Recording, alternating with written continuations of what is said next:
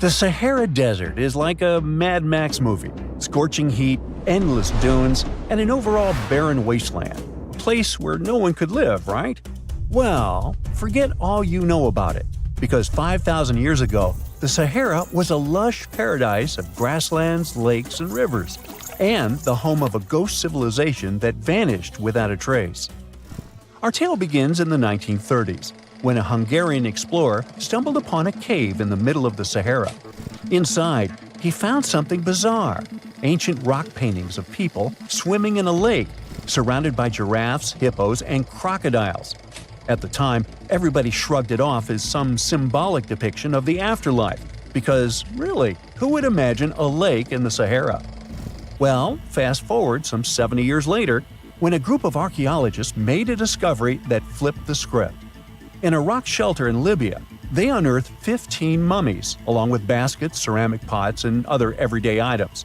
This may look like prehistoric junk to most people, but to archaeologists, it was like uncovering a key piece of evidence. Those people weren't just passing through, they lived here.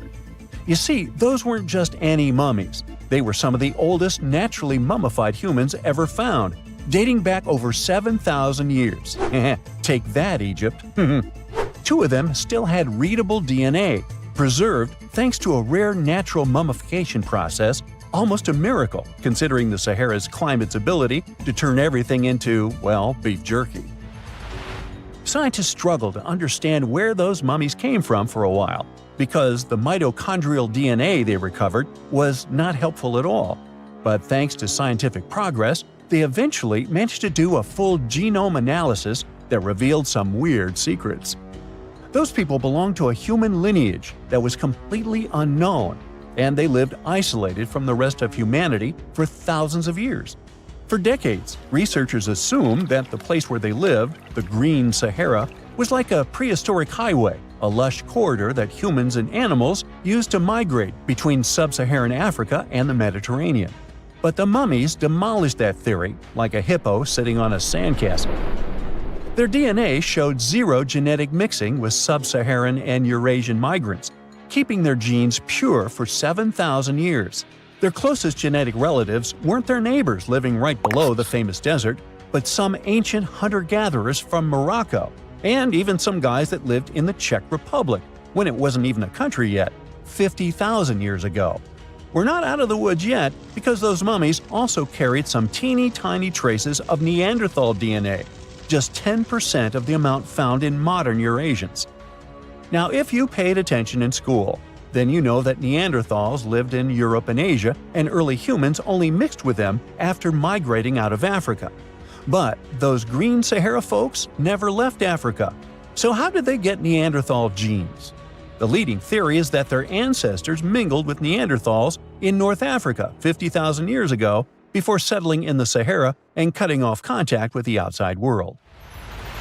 Archaeologists also found cattle bones and tools made of stone and wood at that rock shelter, proving that those people led a thriving pastoral lifestyle. This discovery made scientists scratch their heads for a while because, you see, animal domestication was not developed in Africa. So how did they learn it if they never mingled with anyone? Did they have ancient YouTube tutorials? Probably not. The researchers believe they must have traded knowledge with neighboring groups, but just knowledge, no saliva. It's almost too hard to believe that no outsiders mixed with them. After all, who wouldn't want to live in a thriving civilization in the middle of a green paradise, drinking milk, eating meat, and even using animal blood as a protein source? Ooh, yummy. They didn't have to hunt for every meal, thanks to their livestock, and the abundant water made life pretty sweet. And yet, they never married outsiders. Why? Maybe it was a cultural choice to never date outside their own group. Or maybe the landscape itself kept them isolated. This is where scientists place their bets. They believe that the dense forests and rivers that existed in the Green Sahara acted like nature's no trespassing sign, creating a geographical barrier that isolates animals, plants, and whole societies. This isolation is the reason why their genes were so unique. These guys weren't swapping spit with anyone else. But this genetic time capsule almost didn't survive. For most of the last ice age, the Sahara was even harsher than today, a true dead zone where humans couldn't survive. 70,000 years ago, even the toughest people disappeared, retreating to the Nile Valley and the Mediterranean coast. Why? Because Earth was a climate bully. Massive glaciers stole all the moisture, weakening monsoons until rain clouds barely reached North Africa. Then came the knockout punches. Armadas of icebergs flooded the North Atlantic, triggering devastating droughts each time. This was the Sahara's ultimate keep-out era. Now, you're probably wondering how in the world the Sahara turned green after all this, and then went back to being a desert again. Well, it all started 15,000 years ago, I wasn't around then, when Earth was shaking off the last ice age. Our planet's axis was a bit wobbly, and because of that, the northern hemisphere got closer to the sun, getting extra sunlight and heat. This eternal summer turned North Africa into a giant moisture magnet, pulling water from the Atlantic and making it all rain down on the Sahara. The result of this ridiculous amount of rain was a lush savanna, complete with lakes the size of small countries. But the African humid period was not just a one-time miracle. The truth is, this eternal on and off switch between green and desert happened to the Sahara more than 230 times since the desert was born. During one of these events, the Sahara even expanded, getting bigger than it is today. So when the green Sahara showed up, you can bet it brought the ultimate ecosystem glow-up. This wasn't just a light dusting of grass. We're talking full makeover. The transformation was so complete, it even reshaped animal populations. Cheetahs suddenly struggled with the new prey dynamics, while rodents like the multi-mammate mouse thrived in the suddenly abundant grasslands. But don't pack your prehistoric swim trunks just yet. This paradise had teeth. The Sahara was an ecological maze of crocodile-infested rivers, malaria-carrying mosquitoes, and big cats lurking in the tall grass. Crossing it would have been like playing a real-life game of Hungry Hungry Hippos. This is probably why more groups didn't settle permanently. The Sahara's climate cycled between wet and dry every 20,000 years, hardly a stable zip code. For most ancient people, it was smarter to treat the green Sahara like an all-you-can-eat buffet, grab resources and leave before the desert returned. Still, this green Sahara period lasted for 10,000 years, giving our mystery shepherds plenty of time to thrive. But around 5,000 years ago, Earth's axis shifted again, the rains moved away, and the Sahara dried up faster than a puddle in July. As the desert returned, the shepherds from the green Sahara had no choice but to pack up their livestock and leave. Some researchers believe they migrated toward the Nile, laying the groundwork for ancient Egypt, so I guess their legacy lives on. Besides, their pure lineage may be extinct by now, but some faint genes of the mummies can still be found in the people that live in North Africa today. But the introvert mummies were not the only ones using the green Sahara as an Airbnb. They actually had neighbors just around the corner, in a lakeside village in Niger to be exact. Those people thrived for 5,000 years and left behind the oldest Sahara Desert cemetery, including a man buried in a turtle shell, a grinning Halloween man with filed teeth, and a heartbreaking family embrace frozen in time, victims of the very waters that sustained them. Eventually, those people disappeared too, just like it happened to our antisocial friends. This proves that this desert outsmarts everyone, with a landscape that gives paradise with one hand and takes it away with the other. Not many civilizations are as mysterious as ancient Egypt, a powerful empire that lasted over 3,000 years. It gave us pyramids that still stand and myths that still inspire. It's one of the most explored places on Earth, yet somehow we still find exciting stuff. In Abydos, archaeologists just uncovered a 3,600-year-old royal tomb. It's huge! It has golden hieroglyphs of deities covering the entrance, but the pharaoh's name? It's not there. It's missing. Who was this ruler, and what new chapter could this open in Egypt's story?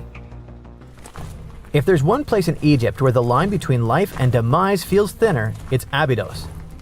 To the ancient Egyptians, this was sacred ground. They believed it was the burial place of Osiris, the god who literally passed away, had his remains separated, and came back to life to rule the underworld.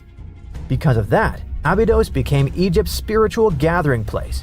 Pharaohs built amazing temples here, like the Temple of Seti. famous for its King's List, a wall that has the names of 76 pharaohs carved in it. Pilgrims came from across Egypt, leaving offerings and participating in Osiris festivals, where his demise and rebirth were ritually reenacted. It wasn't just symbolic worship, it was Egypt's version of Comic-Con. But instead of cosplaying superheroes, people reenacted gods coming back to life. Obviously, pharaohs competed to be buried as close to Osiris as possible. Abydos became part cemetery, part holy city, part afterlife insurance policy. Fast forward thousands of years, and we still uncover remarkable stuff around Abydos. That's the case with the recently discovered tomb. In early 2025, a joint team of researchers from the US and Egypt decided to dig beneath a rocky rise ominously called Anubis Mountain. You remember Anubis, the jackal-headed deity who guarded cemeteries. The uncovered royal burial was hidden 23 feet below the surface. Sadly, even though it eluded archaeologists for so long, robbers had already taken away with treasures ages ago. They could definitely tell this was a tomb of someone super important. Similar to how you can walk around a mansion with no furniture but still deduce that someone rich must have lived there. The chamber had mud brick vaults rising over 16 feet. That's taller than a female giraffe standing upright. For something built 36 centuries ago, it still felt enormous. However, when you remember that Egyptians were masters of architecture, nothing seems surprising. So no treasures, no golden mask, and sadly, no name. The cartouche that should have spelled the king's identity was unreadable. Egyptian tombs usually bragged about who was inside. In ancient Egypt, a cartouche was basically a big oval name tag for kings wrapped in hieroglyphs. Think of them as VIP passes that worked in both this life and the next. Without it, your soul couldn't check into the afterlife hotel. That's because to the Egyptians, your name, your ren, wasn't just so your teacher could distinguish you from kids with the same haircut. It was a core part of who you were. As long as your ren survived, so did you. To have your name forgotten was considered a fate worse than passing away. A soul cannot journey without a name. That's why you'd see cartouches all over the place, on temples, obelisks, jewelry, statues, and tomb walls. It wasn't there just for the marketing. It kept the pharaoh's presence front and center everywhere you looked. Imagine building a massive tomb only for 3,600 years later to walk in and go, who is this guy again? Not cool at all. That's why it's fair to imagine our nameless pharaoh haunting the robbers for all eternity. So yeah, cartouche was considered very significant. One of the most famous and mind-blowing examples comes from the tomb of Thutmose III. His burial chamber and sarcophagus were literally shaped like a cartouche. In other words, the entire room was a living architectural symbol of his name. Thankfully, in the recently discovered tomb, not everything was erased. Painted in golden hues at the entrance were two familiar guardians, deities Isis and Nephthys. Isis was the magician who stitched Osiris back together and breathed life into him. Nephthys, her sister, was the eternal mourner and protector of the mummy. Together, they promised that whoever rested here would not face the afterlife alone, and it's one additional proof of the importance of the mysterious pharaoh. So, who could this be? To answer that, we need to go down history lane. This tomb dates back to Egypt's messy chapter called the Second Intermediate Period. Instead of one ruler in charge, the country had many rival kingdoms, each with its own little power base, like a real-life Egyptian version of Game of Thrones. And right in the middle of that chaos was Abydos. For a while, it was home to its own line of kings, the so-called Abydos dynasty. Those weren't the pyramid builders everyone knows, and that's why they're so mysterious. They left behind almost nothing. No great monuments, no sprawling cities, just fragments of names on broken blocks. For centuries, many scholars even doubted they existed at all. That sorta changed in 2014, when archaeologists uncovered the tomb of Senebkay, one of those shadowy kings. Now, everything we know about Senebkay points to him having quite a story to tell. His bones revealed 18 deep wounds, the kind you get in battle. He had blows to his skull, back, and hands, and likely lost his life fighting, making him one of the few pharaohs we know who sadly fell in combat. His tomb was modest, with reused artifacts from earlier kings, but it delivered one priceless thing: proof. Until Senebkay, the Abydos dynasty was just a theory. With him, it became real. And that's why the new discovery could be a big deal. The newly uncovered royal tomb at Abydos shares the same layout and style as Senebkay's. It has limestone chambers, mud brick vaults, and protective deities, although it's much bigger.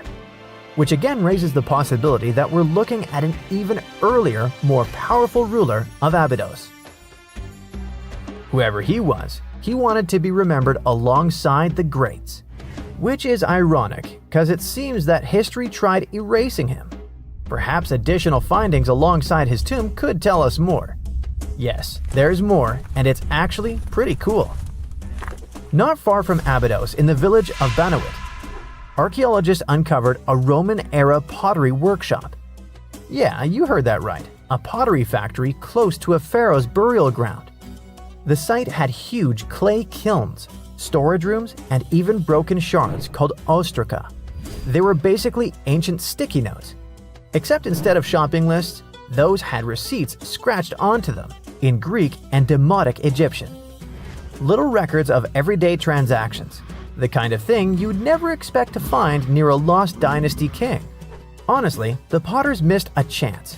Forget boring receipts, they should have been selling Osiris's mugs and Anubis figurines to pilgrims and tourists. But that's not all. It seems that centuries later, during the medieval period, the same ground became a cemetery. Archaeologists found mud brick graves with skeletal remains. This could mean that Abydos kept its aura of significance for hundreds of years after the Age of Pharaohs. So why this hill again and again? Is this place really a getaway to the afterlife? It is, after all, the very place where Osiris is said to rest. That belief lingered like a shadow for thousands of years, strong enough to pull in pharaohs and later medieval families. Different rituals, same sacred ground. Although, to be fair, the Romans weren't here for Osiris. They came to make pots. The story of Abydos is not over. The excavations will continue, and who knows what else could be discovered in the future.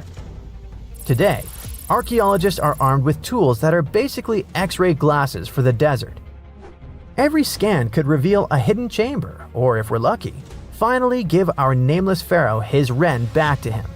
In fact, I became strangely invested in finding out who he was. So let's hope for some news soon. It's only a matter of time. Do you have your own theories? Let me know. You're digging in Egypt's famous Saqqara necropolis, also known as the ultimate VIP graveyard for pharaohs, when suddenly you find a giant pink door hiding something no one knew existed. Behind this giant stone door, one that wasn't supposed to open, by the way, you find a lost tomb of Egyptian royalty. Alright, history lovers, it's time to buckle up because archaeologists just pulled off something straight out of an Indiana Jones movie. Let's travel all the way to Saqqara, one of Egypt's most mysterious and treasure-packed ancient sites. The star of the show?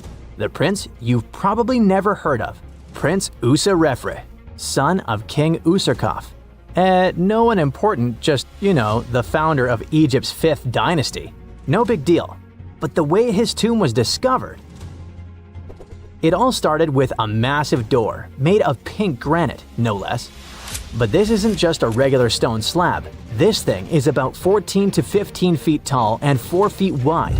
A giraffe could easily walk through it. This door is also definitely heavier than your neighbor's SUV. But here's the twist. It wasn't a real door. It was a false door, a symbolic gateway meant to allow the spirit of the deceased to pass between the world of the living and the afterlife. Normally, that's where the story ends. After all, false doors are common in tombs. But this one was extra special. You see, false doors were usually made out of limestone, which was pretty common and found everywhere in Egypt. To build one out of red or pink granite, people had to bring these rocks from a quarry located 400 miles away. And you can bet this wasn't a cheap trip. According to Egyptologists, this is the first time a false door of this size and material has ever been found in Egypt, making it a totally unique piece of architecture. Aside from being super expensive, this one had a surprise behind it too. When the team of researchers investigated further, they realized that this false door actually hid a real entrance. And what did it lead to? A hidden tomb packed with statues, relics, and secrets from over 4,000 years ago. The tomb belonged to Prince Userefre, but you can call him Wasar-Efra or Wasar-Efra too. Despite being totally erased from history, this fella was no minor noble. The hieroglyphs on the pink granite door listed him as the hereditary prince, governor of Buto and Nekeb, royal scribe, minister, judge, and priest of chance. Phew! He was like the ancient Egyptian version of Daenerys Targaryen.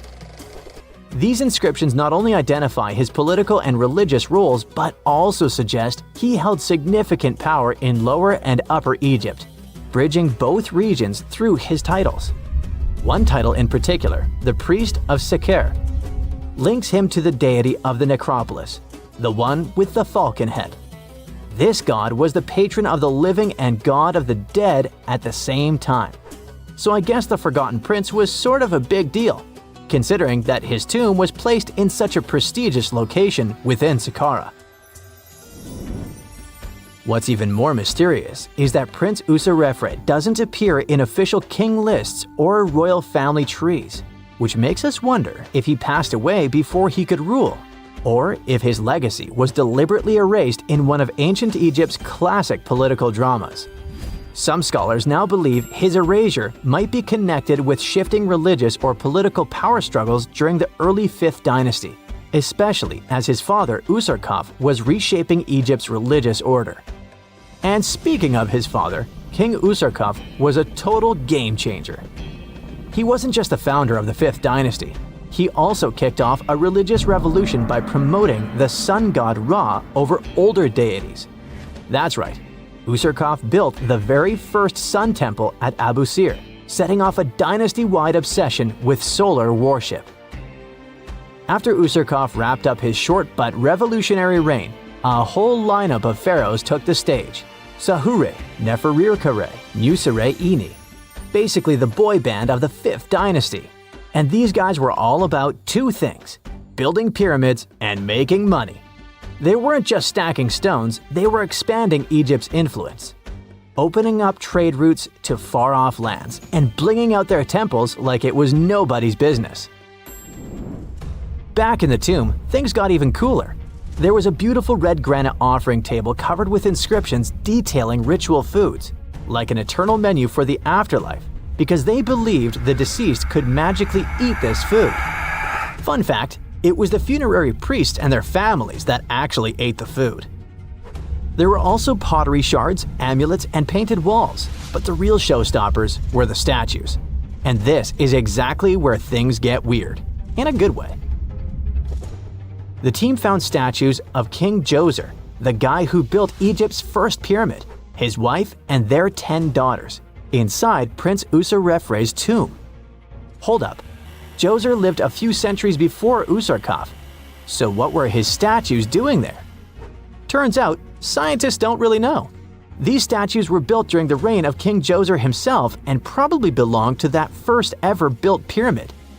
Experts believe these statues were probably relocated during the 26th dynasty, thousands of years after Djoser, maybe to protect them from destruction, or maybe because they were still venerated.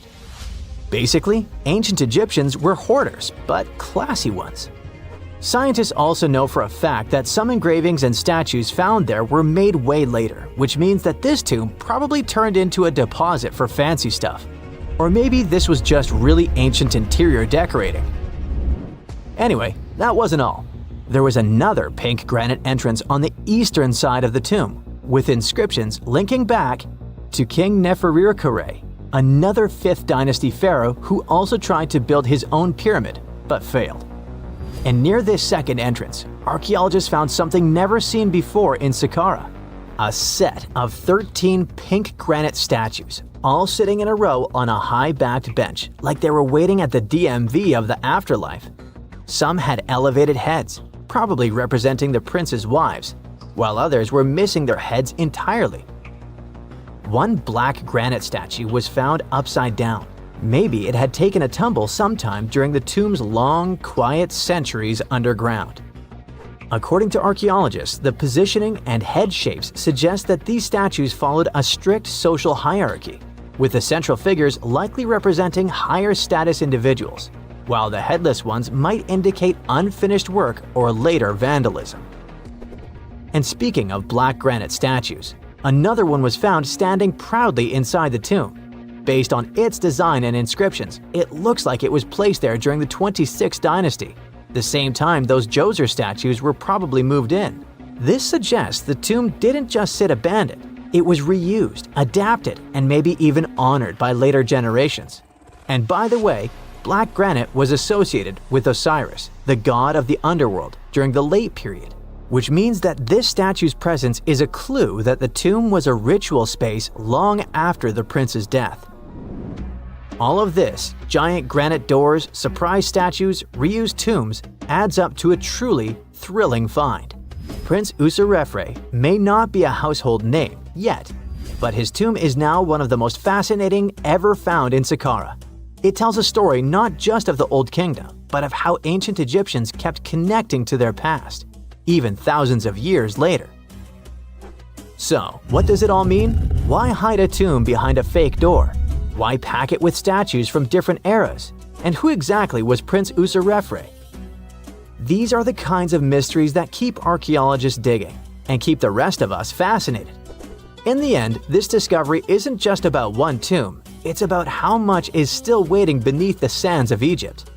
As more gets uncovered, we're reminded again and again that ancient history isn't gone.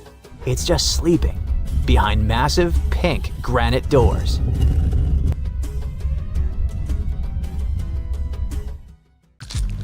When you think of super pricey colors, gold, silver, and purple probably come to mind.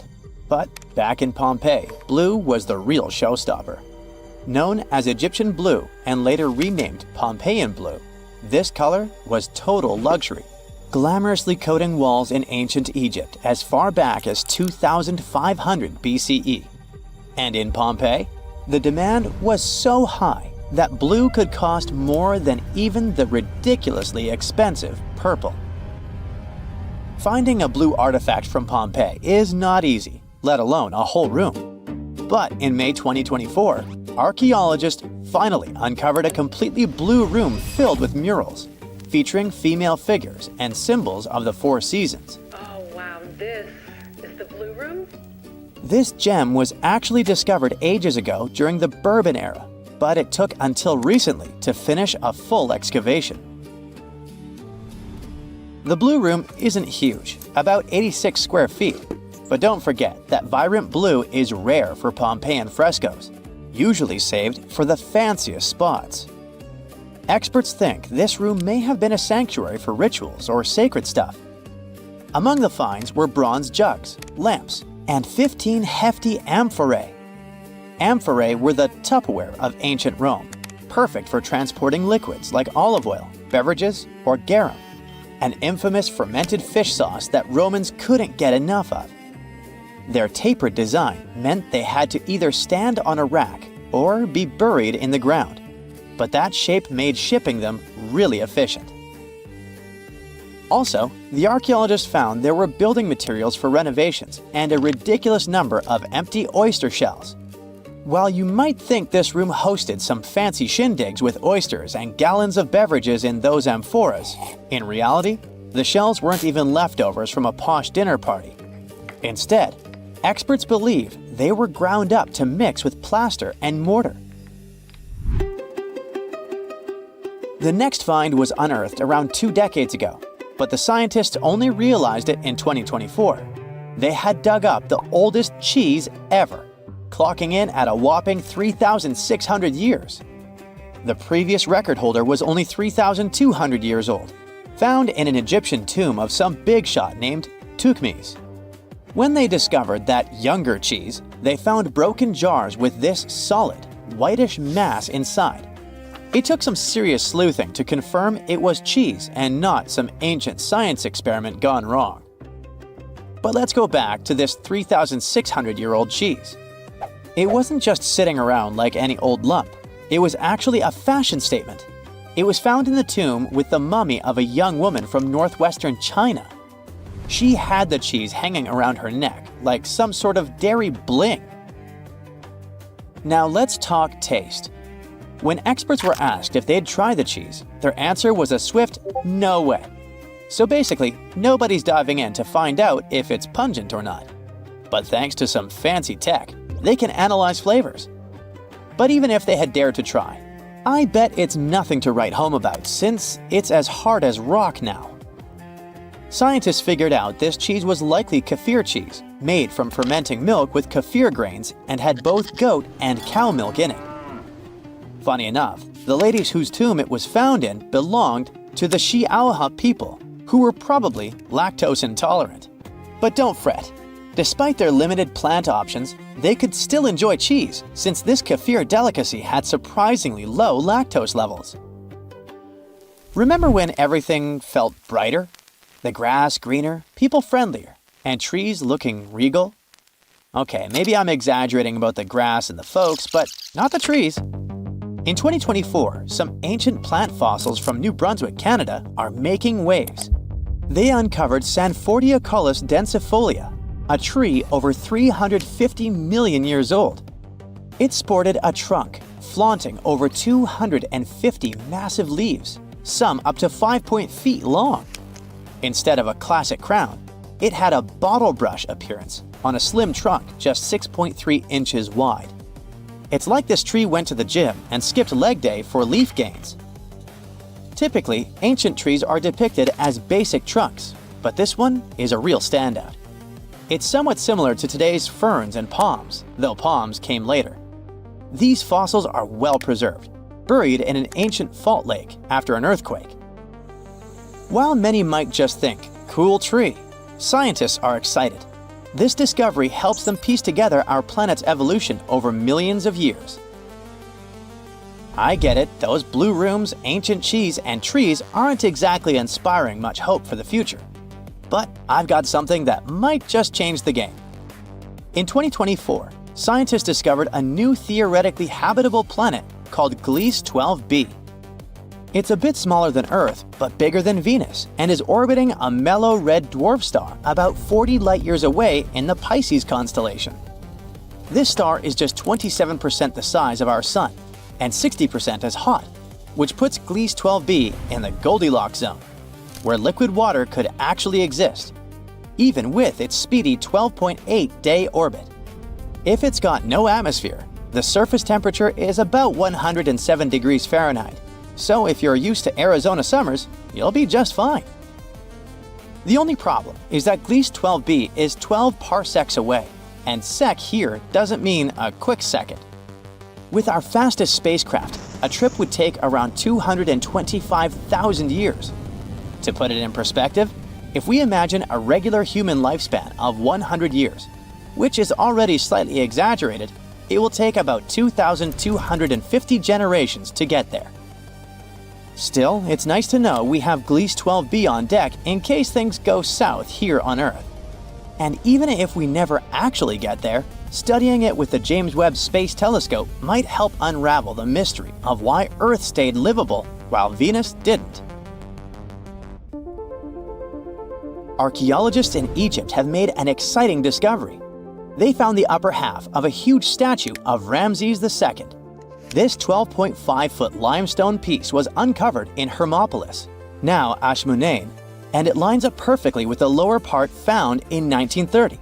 It took almost 100 years to finish the puzzle.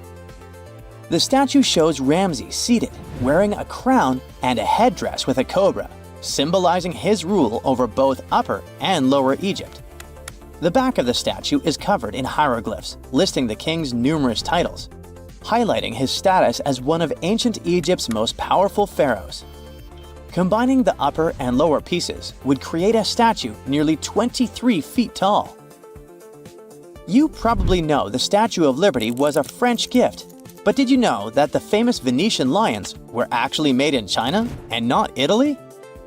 Back in 1295, Marco Polo returned to Venice from a place called Katai, we now know it as China, and shared some wild stories about everything from paper money to coal and even Kublai Khan's swanky palace in Xanadu.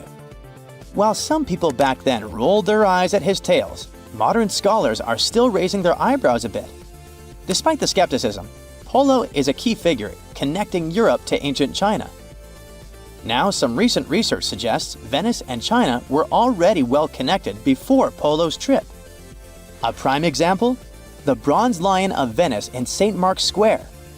Researchers from the University of Padua believe that it actually came from Chinese copper around the lower Yangtze River more than 3,000 years ago, all due to a chemical analysis they ran in 2024.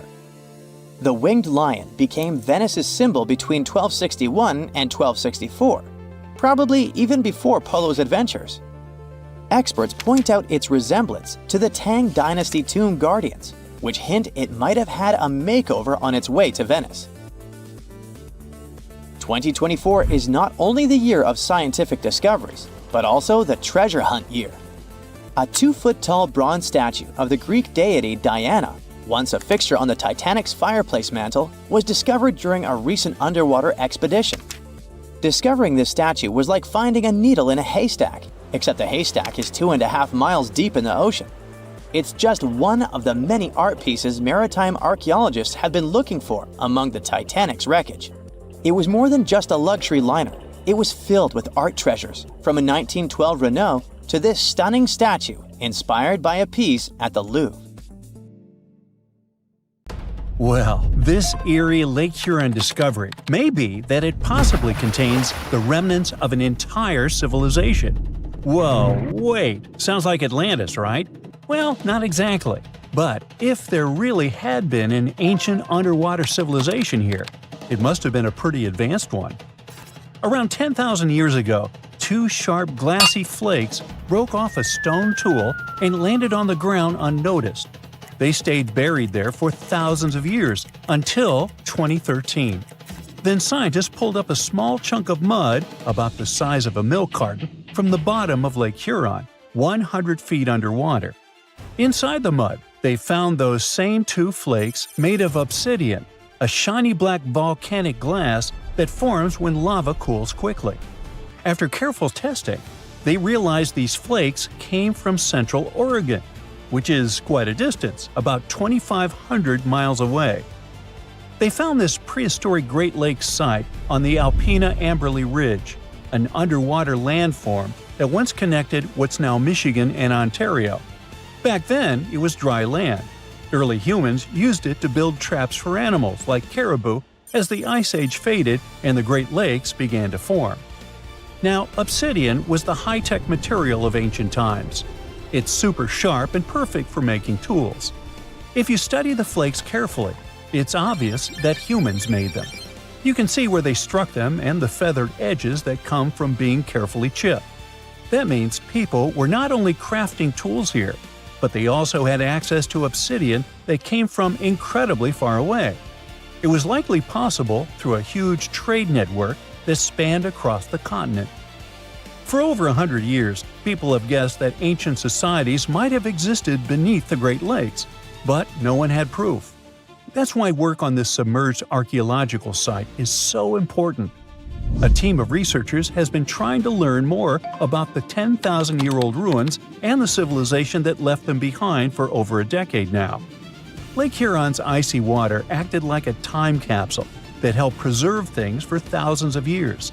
So far, researchers have found not only unique stone tools, but also ancient trees with roots still intact and underwater peat bogs that preserved seeds and leaves. It was like an Ice Age version of Pompeii, a scene frozen in time. These discoveries are also helping scientists create new technologies and ways to do underwater archaeology. They've engaged sonars, underwater robots, and divers so far. Now, it's pretty cool that the tools they found on the Alpina Amberley Ridge were way smaller than other tools from the same era found nearby. That might mean a different group of people lived here, and they had their own unique way of life. Even the peat bogs they found, which are about 9,500 years old, hold secrets. They're full of pine needles, seeds, and leaves that could reveal what the environment was like back then. Usually stuff like this breaks down quickly on land, but the cold freshwater preserved it. The Michigan team is working with scientists in Cambridge, England, to extract DNA from the remains. If it works, it could finally confirm what animals lived there, and maybe even more. There are still years of discovery on this prehistoric Great Lakes site ahead. Another famous submerged archaeological site is the lost city of Pavlo-Petri. Archaeologists think it is the oldest sunken city in the world they've found and made official so far. Pavlo-Petri is around 5,000 years old. That means it existed even before the legendary Greek heroes in Homer's stories. Scientists first spotted it way back in 1904, and then mostly forgot about it until 1967, when Nicholas Fleming rediscovered it. He described it as a Bronze Age city now lying under about 10 to 13 feet of water. A year later, he returned with a team of scientists to study the ruins. Over 6 weeks, using just hand tapes and a basic grid, they managed to map out the city. They found that it covered almost 1,000 feet by 500 feet and had at least 15 buildings, courtyards, 5 streets, 2 tombs, and around 37 small stone graves. They also found signs that the ruins continued onto the nearby island of Pavlo-Petri itself. They dug up some amazing pottery, obsidian, and chert blades, and even a tiny bronze figurine that may date all the way back to 2800 BCE. Most of the buildings, though, came from the period between 1650 and 1180 BCE. Then scientists left the site alone again until 2009, when a super team of researchers launched a new 5-year project to really dive deep into the history of Pavlo-Petri. This time, they had digital mapping tools and better diving equipment, so they could explore and even excavate underwater. They found another 97,000 square feet of buildings, including a large hall and hidden streets. Plus, they dug up even more pottery that showed people had been living in the city from about 3000 BCE to 1100 BCE, and that the city once had a population of 500 to 2,000 people. No one knows for sure how the city ended up underwater, but many scientists think it was because of an earthquake, maybe around 1000 BCE, or even as late as 375 CE. Because it's the oldest underwater city ever found, some people even believe Pavlo-Petri might have inspired the legend of Atlantis. Another contestant for the Atlantis title lies near Japan. Back in 1986, a local diver was exploring the waters near the Ryukyu Islands when he found a giant structure made of perfectly shaped steps and sharp edges. It was 82 feet underwater. Today, the Yonaguni Monument is one of the most mysterious underwater sites on the planet. The structure is nearly half a football field in size. It looks like a massive stone pyramid with layers of platforms and steps stacked one on top of another. No one really knows where it came from or who built it. Some experts think the monument might be more than 10,000 years old, which would make it older than the Egyptian pyramids. One theory is that it could be the last remains of a lost civilization called Mu, a mythical Pacific society kind of like Atlantis. Others believe an ancient culture that lived in Japan as early as 12,000 BCE might have built it. But many scientists and geologists are skeptical about this possible underwater ancient civilization, even though Yonaguni has narrow passageways, arched openings, and right angles that almost look like city blocks. They say that the site looks a lot like natural rock formations, like the Giant's Causeway in Northern Ireland, for example. The whole monument is still connected to a bigger chunk of bedrock, which means it wasn't built piece by piece. And the way the layers of rock are stacked probably has more to do with earthquakes and tectonic movement. It's located in the very active Pacific Ring of Fire.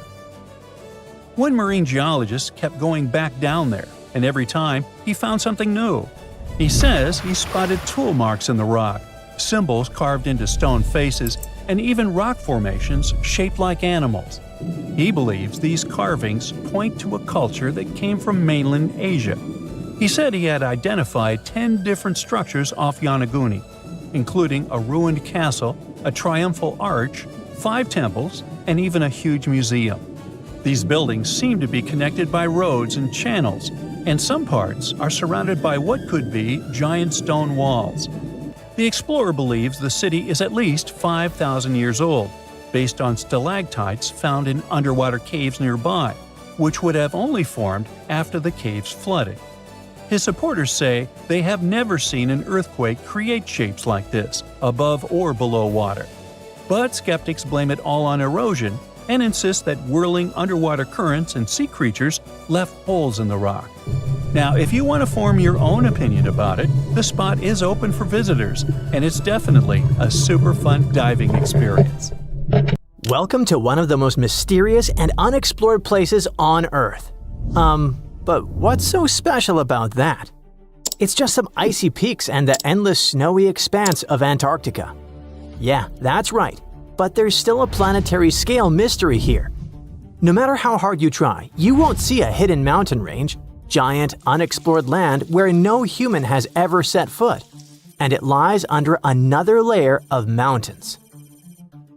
It's like a nesting doll, but the size of a continent. These mountains hide Antarctica secrets, and these secrets can tell us something awesome about the ancient history of our planet. This gigantic unexplored territory in Antarctica is called the Gambritsev Subglacial Mountains. And the layer of ice above keeps this place untouched by nature and people. It's like a land inside another land, and it hides more than just mountains. There are valleys, hills, and plains. The whole area is similar to the European Alps, but unfortunately, we can't enjoy the view. Those mountains were first discovered in 1958 using seismological instruments. More than half a century has passed since then, and this place still remains one of the most poorly studied tectonic objects on Earth. Why? Because it's ice. A lot of ice. Who knows? Maybe there are some unknown ancient artifacts lying there. What if they're hiding a secret city or spaceships? It's unlikely, of course, but it would still be interesting to look there. Think about it.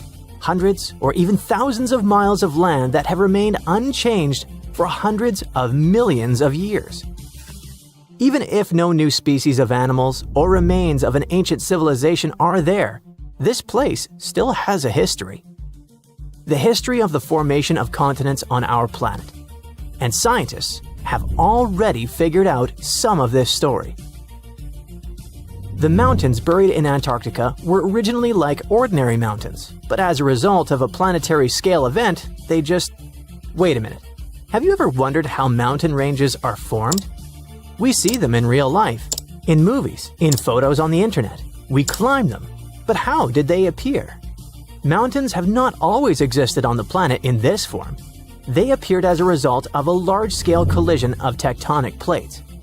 Two giant solid chunks of ground are moving toward each other, then crash, and boom! Millions of tons of the Earth's crust pile on top of each other, mix, and form ledges and gorges. And all this can last for millions of years. Yes, it's a disaster, but it's very slow. Some tectonic plates are still colliding. For example, the Himalayas continue to grow because the Indian and Eurasian plates are still ramming into each other. And this process began about 50 million years ago. The Gambritsev Mountains under ice experienced a similar event, only much earlier. An article in the journal Earth and Planetary Science Letters says that they appeared during the formation of the supercontinent Gondwana. Two giant pieces of land were separated by a boundless ocean. But then, about 700 million years ago, they collided and formed Gondwana. This supercontinent included the territories of modern Africa, South America, Australia, India, and Antarctica. The giant pieces crashed into each other and released a stream of hot, partially molten rock. This mess grew bigger and bigger, forming mountains. The temperature of those mountains grew, their mass increased, and at some point, Gondwana became unstable. The supercontinent began to collapse under its own weight. The hot rocks below the surface began to flow sideways as a result of a process called gravitational spreading. Take toothpaste and start squeezing it out of the tube. Approximately the same thing happened with billions of tons of red-hot rock. Ancient mountains in Antarctica appeared right during this catastrophic event.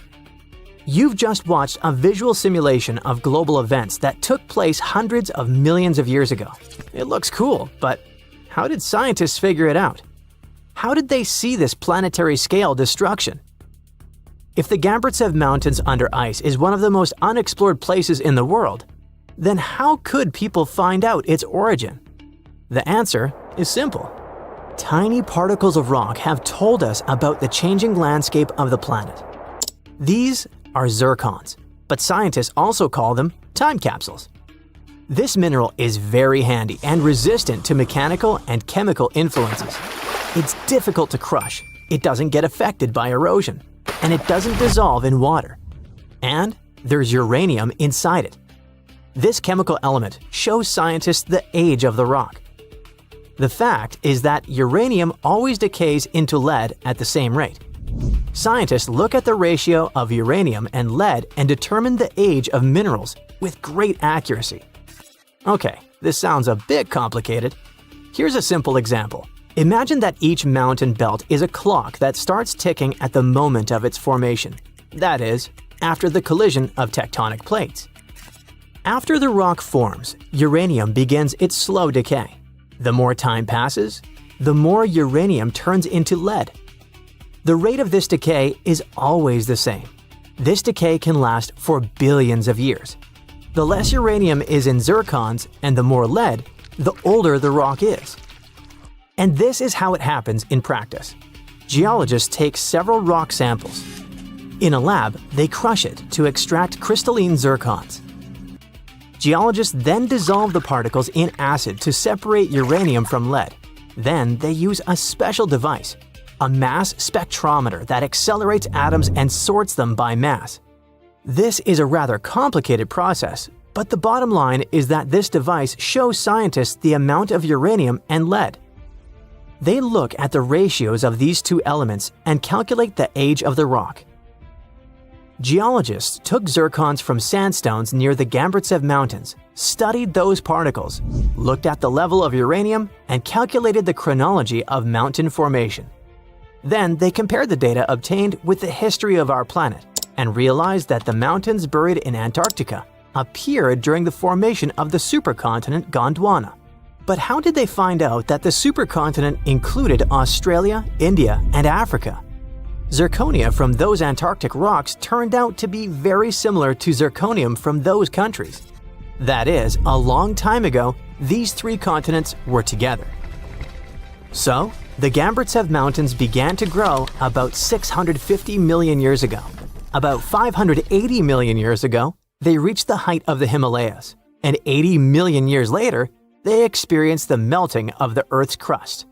And while most of the mountain ranges on the planet were changing and collapsing, the Gambritsev Mountains under ice remained untouched. Water, soil, wind, earthquakes, gravity, and other natural forces destroy mountain belts. This process is called erosion.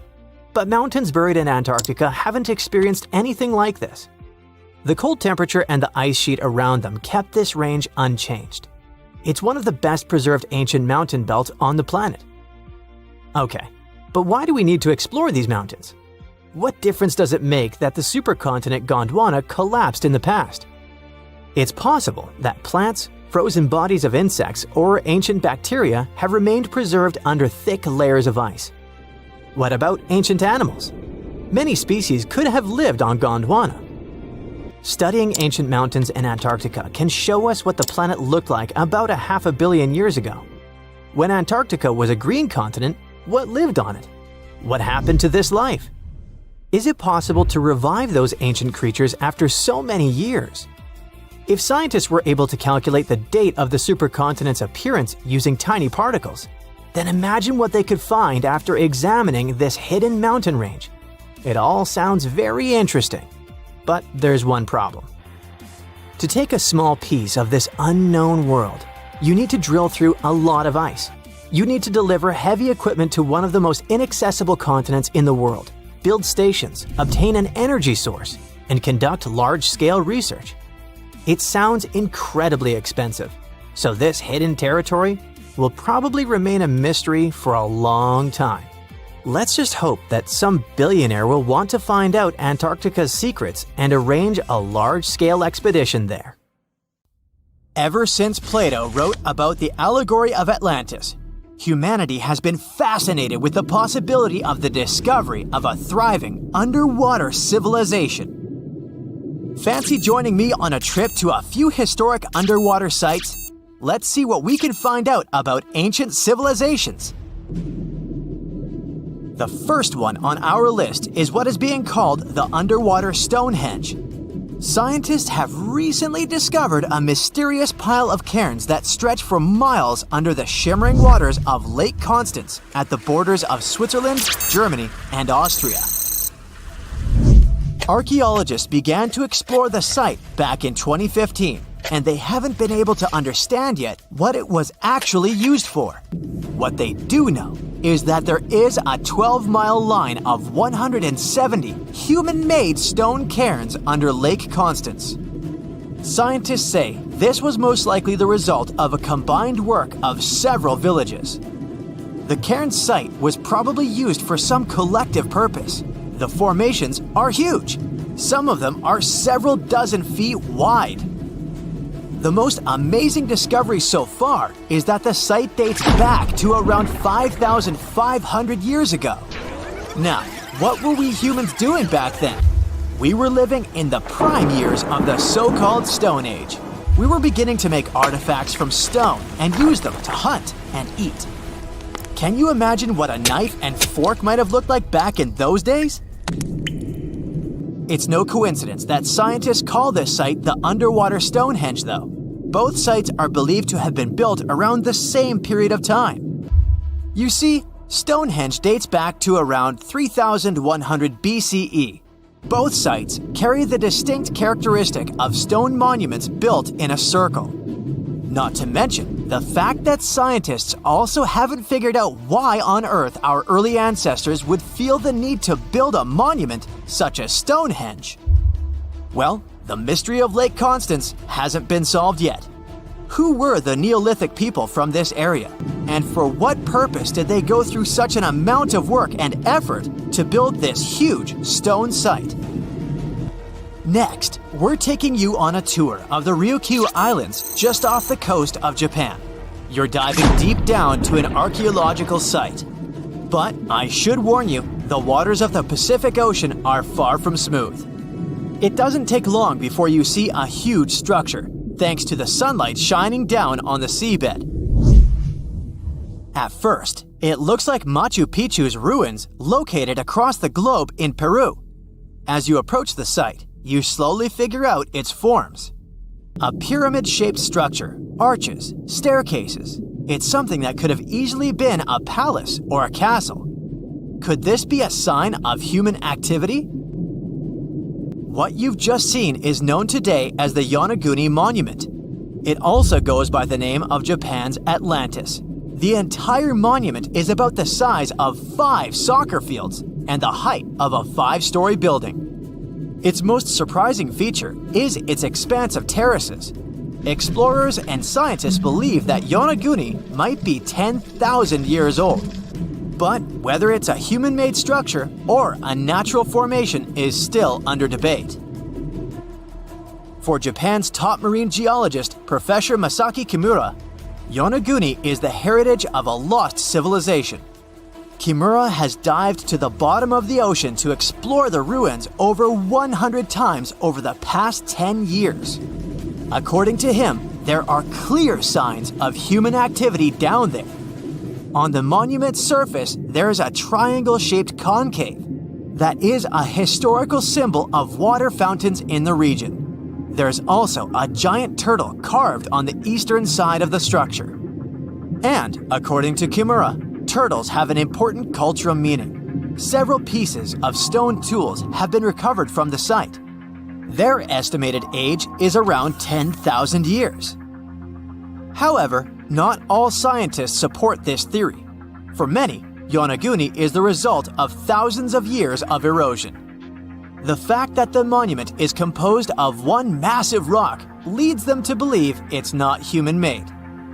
The defined edges and flat surfaces resemble a natural formation in Northern Ireland, known as the Giant's Causeway. The basalt columns look like the ruins of a palace, but they're actually the result of volcanic activity in the region.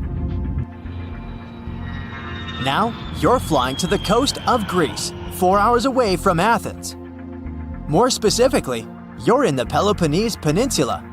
You dust off an old snorkel and head for a free dive on a bright sunny day. Sometime into the dive, you start noticing patterns on a seabed. 13 feet below the surface, outlines of familiar objects start to appear, one by one. As you continue swimming, what looks like the outline of an entire city emerges in front of your eyes. Are you wondering how water could have taken the whole city? Rocks are perfectly aligned into what appears to be the foundation of a building. This is Pavlopetri, an ancient city you've probably heard about for the first time. It was discovered by Nicholas Fleming, a British oceanographer, when he was on vacation in Greece. He had heard rumors about Pavlopetri's existence and indeed found several artifacts on the seafloor. He went back to the area a year later with the team. They found a site filled with pots, storage vessels, and tools. A kernstone, for instance, is a tool used for grinding grains and turning them into flour. Multiple amphoras indicate that this settlement dates back to the Bronze Age, 5,500 years ago, when people started living in towns. The settlement is believed to have existed for over 2,400 years. Today, Pavlopetri is considered the oldest submerged town ever discovered, and what's impressive is that it wasn't a simple village. It was a vibrant port city with stone buildings, a marketplace, streets, and even squares. The next stop on our voyage is one of today's most famous underwater cities that has been turned into an archaeological park. The city of Port Royal in Jamaica exists only below the surface, but in 1692 it was one of the wealthiest cities in the Western Hemisphere. Port Royal was the center of the British Empire at the time and an important trade city that attracted people from all over the region. It was also home to real-life pirates of the Caribbean. On the morning of June 7, 1692, the people of Port Royal met a different fate than they had probably expected. The city woke up shaking.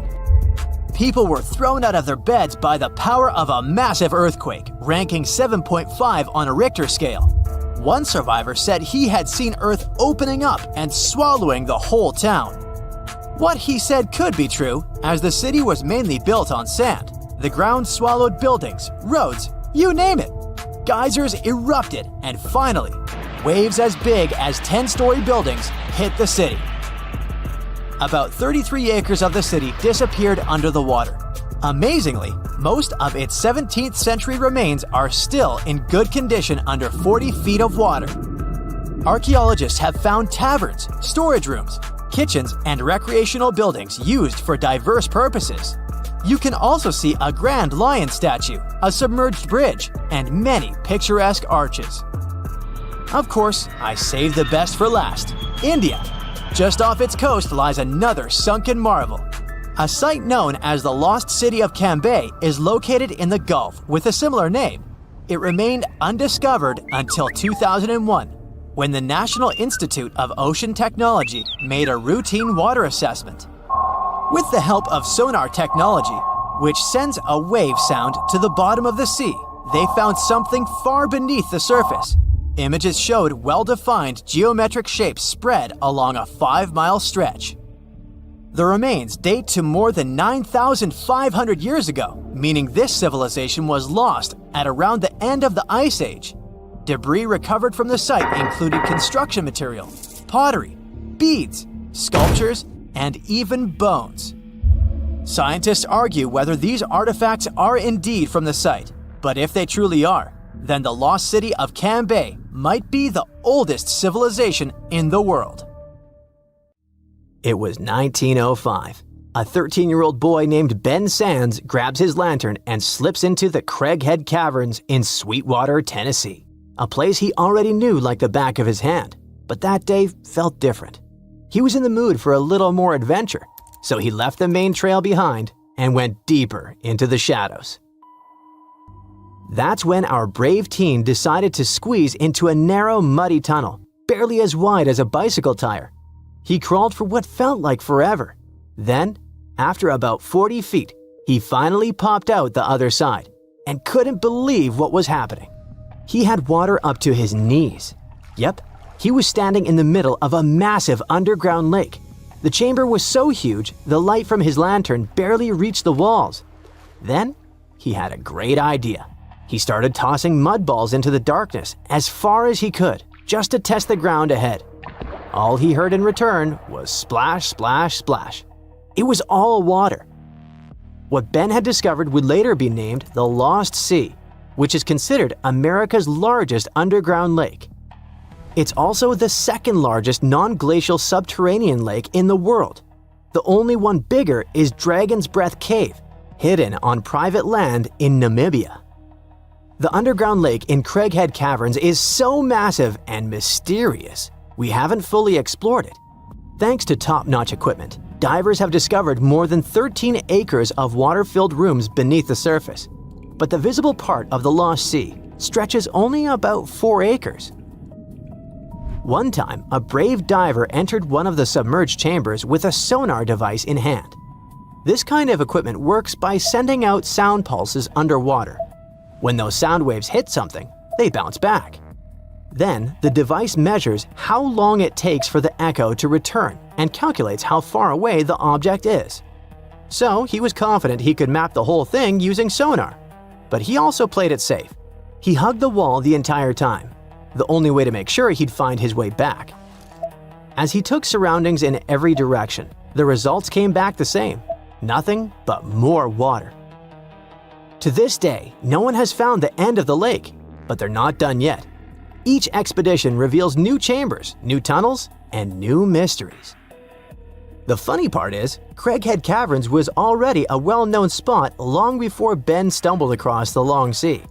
And over the years, this cave has had some pretty unusual and kinda eccentric uses. The first people we know who used the cave were the Cherokee. The upper chamber served as a meeting place for their councils, and we know that because a wide range of Native American artifacts, including pottery, arrowheads, and jewelry, have been found in one of the rooms.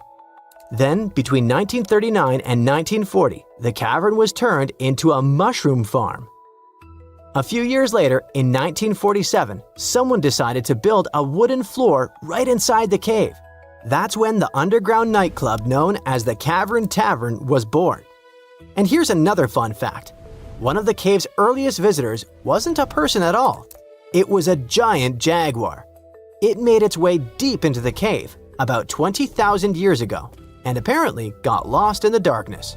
It wandered for days before falling into a crevice far from any light. Some of its bones were found in 1939, and today they're on display at the American Museum of Natural History in New York. But I suppose nothing that's ever happened in the cave quite compares to what lies deeper inside. If you're feeling brave enough to explore its depths, you can actually take a boat tour across its underwater lake.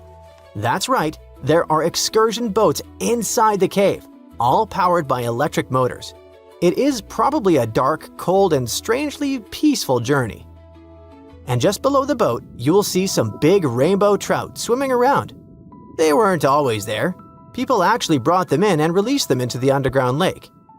And according to visitors, the guides explained that it was all part of a bigger plan. They wanted to see if the fish would find an exit and reveal a hidden tunnel to another body of water, but the fish stayed put. So now, visitors have something else to look at during the ride.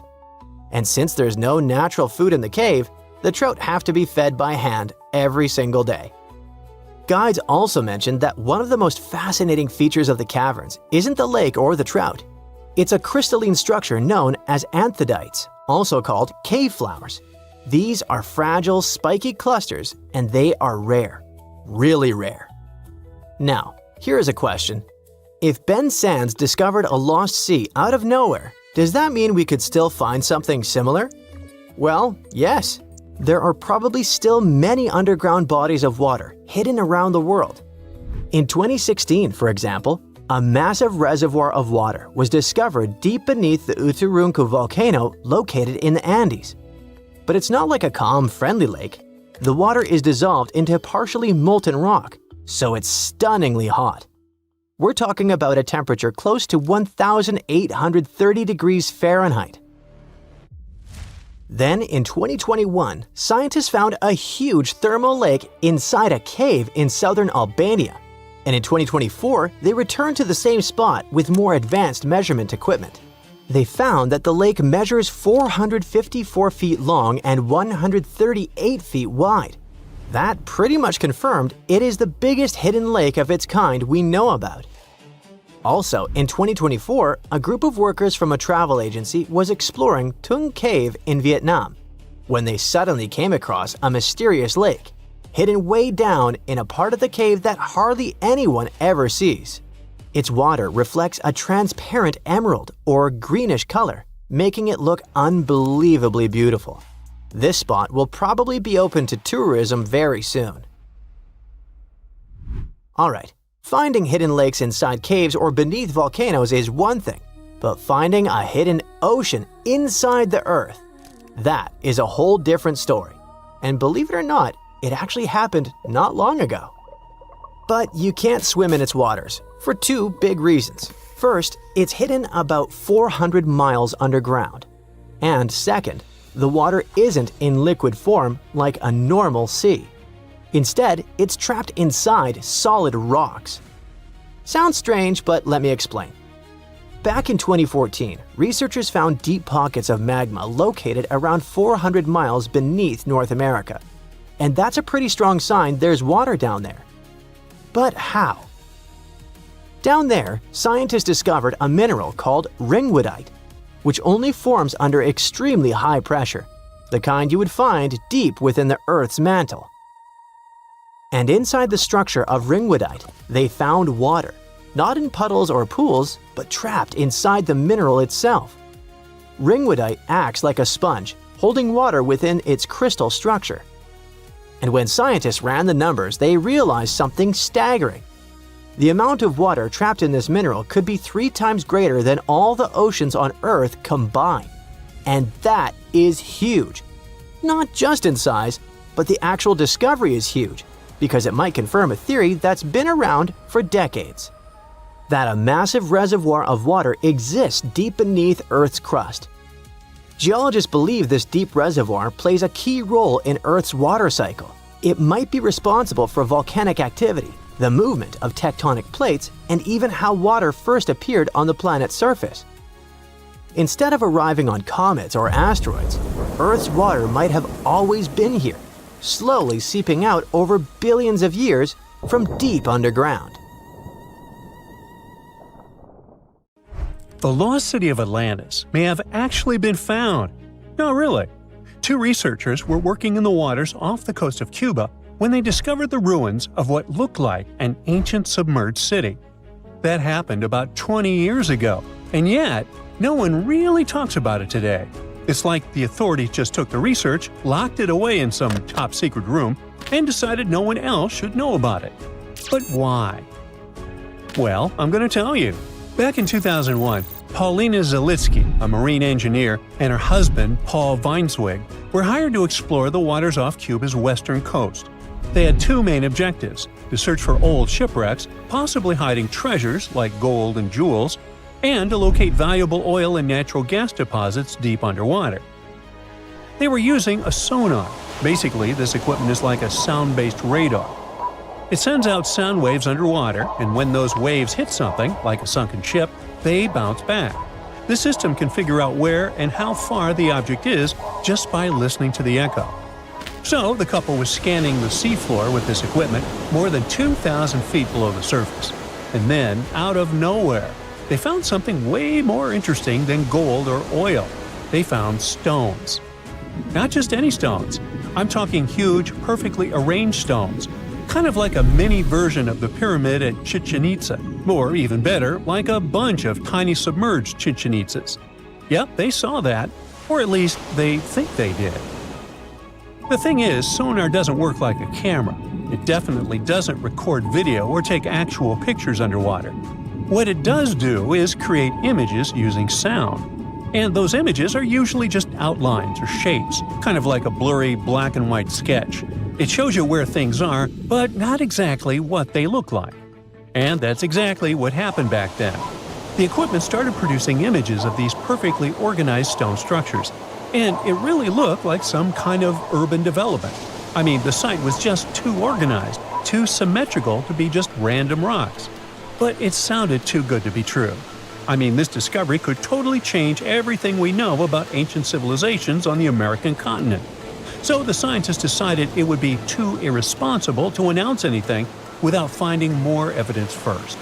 And that's why they decided to go back to that same spot. This time they sent down an underwater remotely operated vehicle to actually see what was going on beneath the sea. See? This robot was basically an underwater cameraman. And yep, it confirmed it. There was definitely something strange down there. It looked like an ancient city made of huge, smooth blocks of granite. These rocks were about 8 feet by 10 feet. Some were in pyramid shapes, others were circular. Some seemed to be deliberately cut and then stacked on top of each other, while others appeared isolated from the rest. Together, they looked like they were forming corridors and outlines of rooms. It was like finding large buildings in the middle of an underwater desert. These images were enough for Zalitsky to seal the deal. Back then, she confirmed that this amazing structure, her words, could have been a large urban center. Again, her words. Then the couple started to speculate. They said that these structures were probably built more than 6,000 years ago, which would make them older than the Great Pyramids of Egypt. It's even older than the famous Maya, the civilization that used to live in the Americas and is known for their ancient and advanced temples. The research also suggested that these structures might belong to a civilization that lived on the American continent thousands of years ago, and that we didn't even know about. This supposed civilization once thrived on a 100-mile land bridge connecting Cuba to Mexico's Yucatan Peninsula. But then, something catastrophic happened. According to their theory, the Earth's faults shifted beneath the surface, leading to a massive earthquake. Then, in the blink of an eye, the entire bridge was destroyed. The land was swallowed up by the sea and ended up at the bottom of the ocean, and this civilization disappeared. Of course, all the connections to the famous Atlantis myth got the media totally hooked on the story. News websites ran headlines like "Lost City of the Caribbean Found" and "Atlantis Found in Cuba." So, could that really be Atlantis? I mean, did they finally find the remains of this supposedly super advanced and lost civilization? Well, it's hard to say. From the start, part of the scientific community wasn't buying into the story too much. First, there's the issue of the date. Saying that this civilization existed at this spot at least 6,000 years ago just wasn't very credible. Then, some European archaeologists argued that the stones they found using sonar might just be natural limestone, not perfectly sculpted granite. And third, it was too deep. Even with the whole theory of earth faults opening up and swallowing everything, it's still hard to explain how an entire city ended up so deep in the ocean. For comparison, there is Heraklion, a real ancient Egyptian port city that got submerged. Today, it is only about 19 feet underwater. But this so-called Atlantis city is at depths between 2,000 and 2,460 feet. See how that's totally different, right? People think it would have taken around 50,000 years for such stone structures to sink to the depth where they are said to be found. And according to experts, none of the known civilizations from that long ago had the ability to build such structures. But for Zalitsky, yes, it was possible. She still believed in the fault theory to explain how this land ended up at the bottom of the ocean so fast. Big movements of the Earth's tectonic plates are usually followed by things like volcanoes and earthquakes. So, according to her, it's a powerful event, and the island sinking could have happened really quickly. This earthquake theory could also explain why some of the megaliths on the seafloor look organized while others don't. But to really prove any of this, they needed a specially designed robot to go down there again and take samples of the rocks and sediment. That way, they could figure out how old the rocks were and maybe even find signs of human life, like carvings, sculptures, or artifacts. The problem is, drilling into those structures isn't easy. They look like granite, and drilling granite that deep underwater is seriously tough. And more than anything, they needed money to do it, a lot of it. So maybe they just never got the funding. Because even with all that initial hype, no further explorations or studies were ever reported. And that lack of follow-up sparked a lot of speculation. Some people even wondered if the story got shut down on purpose, like maybe the authorities wanted to keep something top secret. As if this underwater city was built by some kind of higher extraterrestrial being, and they just don't want us to find out. But truth be told, the strongest argument for saying, yeah, that is definitely a lost city, is that nature supposedly couldn't have built something so symmetrical. Geologists did try to find natural explanations, or at least similar examples from other parts of the world, but they came up short. Still, just because we haven't found a clear natural explanation doesn't mean there isn't one. Nature can create some pretty wild and unexpected stuff, so honestly, that whole too perfect to be natural angle is kind of a weak argument. What most likely happened is that experts just weren't convinced it was actually a sunken city, and that's probably why no one followed up on their work. Over time, the buzz faded, the story disappeared, and the site slipped back into silence. And without more data, the true nature of those underwater formations off Cuba's coast is still a mystery. It started as a routine cleaning to scoop some mud off the coast of Indonesia, but turned into a discovery of remnants of a lost, submerged, Ice Age landmass. Archaeologists found more than 6,000 fossil fragments, and among them, 140,000-year-old Homo erectus remains. This find made scientists rethink how early humans lived, moved, and interacted in Southeast Asia. For years, they thought that Homo erectus on Java Island lived in isolation, separated from the rest of the world. But these dredged fossils blew that story apart. It turns out Java wasn't an island at all back then, but part of a landmass called Sundaland. So, Southeast Asia stretched out like someone had drained the ocean, connecting Indonesia, Malaysia, Borneo, Thailand, and Vietnam into one gigantic landscape. Today's islands of Java, Sumatra, Borneo, and Bali were connected by river systems that probably looked like the Amazon, by forests where giant animals roamed, and by coastal plains that would later sink beneath the ocean when temperatures went up. And Homo erectus were not stuck. They were thriving in what honestly sounds like prehistoric bliss. Yep, it was nothing like we normally imagine Ice Age, a sort of frozen wasteland. Sea levels dropped more than 400 feet because so much water froze into glaciers. When all that water got locked up in ice, whole sections of the ocean floor popped out of the water like stepping stones. Suddenly, early humans didn't need boats. They could literally walk from what's now mainland Southeast Asia all the way to places that are islands today. They could do it while exploring and chasing herds across open land. It was sort of like a giant prehistoric highway system. That giant highway matters because it completely rewrites how early humans moved around. Instead of being trapped, Homo erectus had a whole continent to roam. They followed rivers, crossed valleys, and adapted to different environments the same way you learn shortcuts to the office or find new routes to your favorite coffee shop. And because everything was connected, animals wandered freely too. Tigers, elephants, supersized cows, and turtles the size of small cars. People followed these big animals. This among the fossils pulled from the Madura Strait, such as cut-marked turtle shells and cracked open bovid bones. When you see precise cut marks on bone, it means someone was deliberately carving meat off the bone with tools they made themselves. And cracked bones mean they were taking out marrow, which was like prehistoric energy gel, rich, fatty, and perfect when you need calories to survive. That's a level of planning and skill scientists didn't expect from Homo erectus. It pushes Homo erectus closer to species like early Homo sapiens and Denisovans when it comes to behavior. It means they weren't just surviving on scraps, they were actively pursuing animals, processing, and maybe even sharing food the same way later humans did. So if you imagine them as slow, hunched cavemen, forget that. These people were sharp. The techniques they used to process food look eerily similar to those used by other hominins.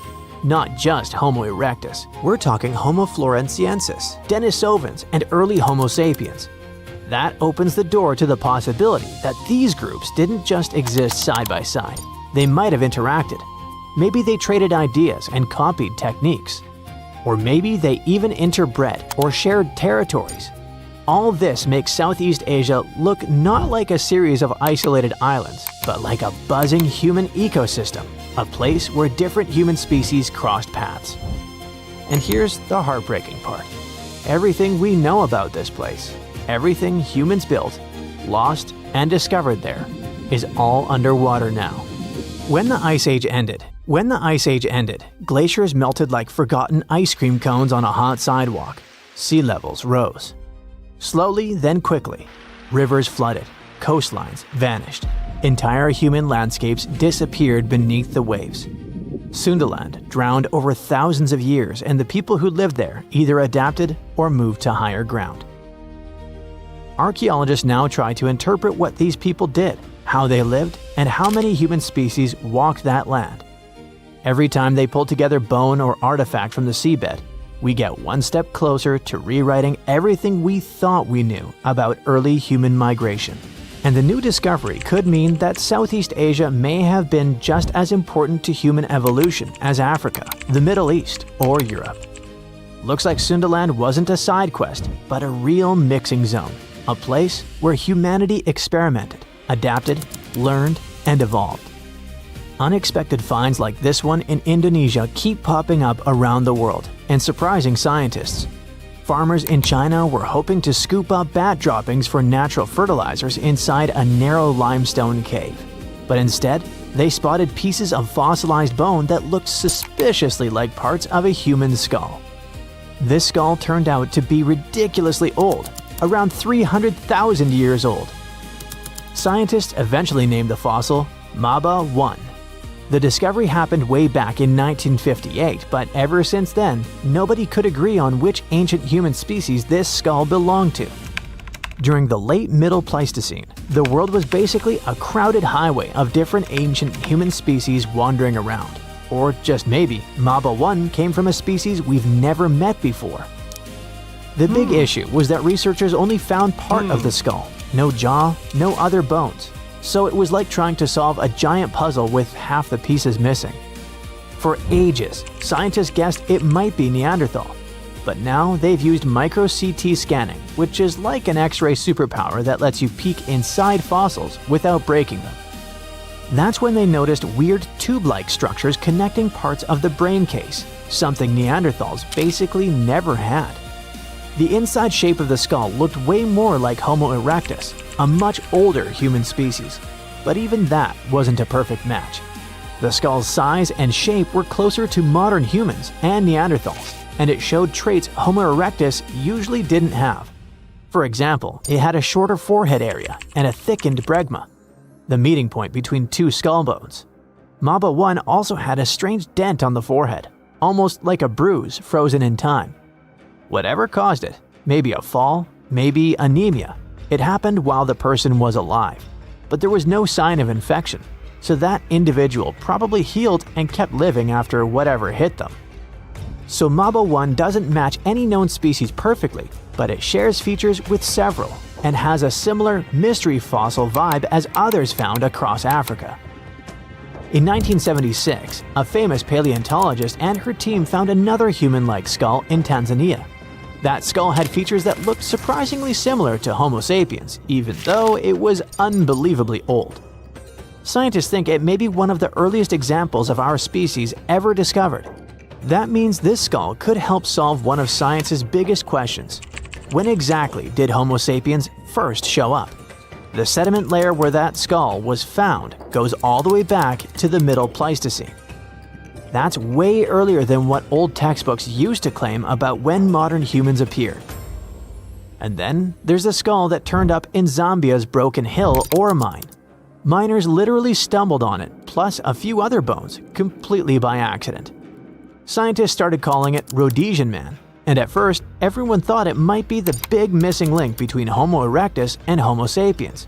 But with newer research tools and better dating methods, they discovered it's around 299,000 years old and probably belonged to someone from the species Homo heidelbergensis.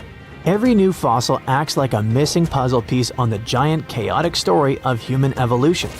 Each one helps scientists connect species that once seemed unrelated, redraw family trees, and rewrite chapters of our past we didn't even know were wrong. Now picture a tomb locked for 1,400 years, and then, suddenly, poof, it's open. What could be inside?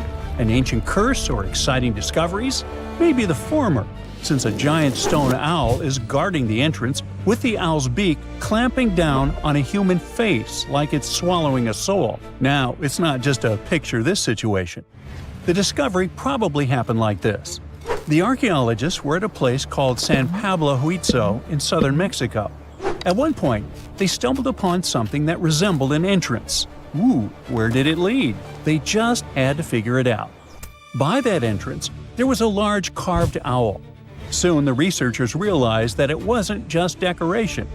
The beak of the bird was open, and inside, there was the painted face of a man. Most likely, it was an important leader. For the people inhabiting that region, owls were linked to demise and power. So, it was like either the owl was guarding the spirit of the person buried there, or was it holding it captive? Was it even wise to sneak into that mysterious place? Well, the scientists' thirst for answers was more powerful than any fear. So they entered and found themselves inside a tomb. It was made up of two main parts, a front room, kind of like an entrance hall, and a deeper burial room. There was a doorway between these two rooms. It was covered in carvings. At the top, there was a stone beam with special symbols on it. Those symbols worked like names based on a person's birth date. On each side of the doorway, there were carvings of a man and a woman wearing detailed headdresses. The researchers thought they could have been placed there like guards, watching over the tomb. The walls were still painted in bright colors – white, green, red, and blue. It was an astonishing view, and the paintings actually told a story, showing a funeral procession. People were carrying bags of something called copal, which is basically a tree resin. The locals, called Zapotecs, burned it like incense during ceremonies, kind of like how people today often light candles or incense during special rituals. Besides, the archaeologists found carved symbols that work like a calendar. A bit later, the researchers found out that the tomb was about 1,400 years old. It came from the Zapotec civilization, and what made it so special was how well everything inside was still preserved. It was like opening a time capsule that hadn't been touched for over 1,000 years. Interestingly, they didn't just randomly find it. Officials started looking into the site after someone reported looting. When scientists checked it out, they realized they had stumbled onto one of the most important discoveries in Mexico in the last decade.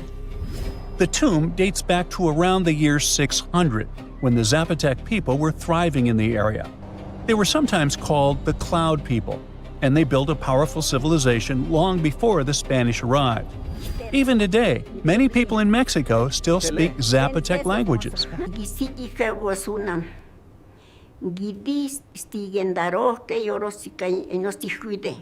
Right now, experts from the National Institute of Anthropology and History are working carefully to protect the tomb and study everything inside. They're looking at things like pottery, symbols, and even a few human bones they found there.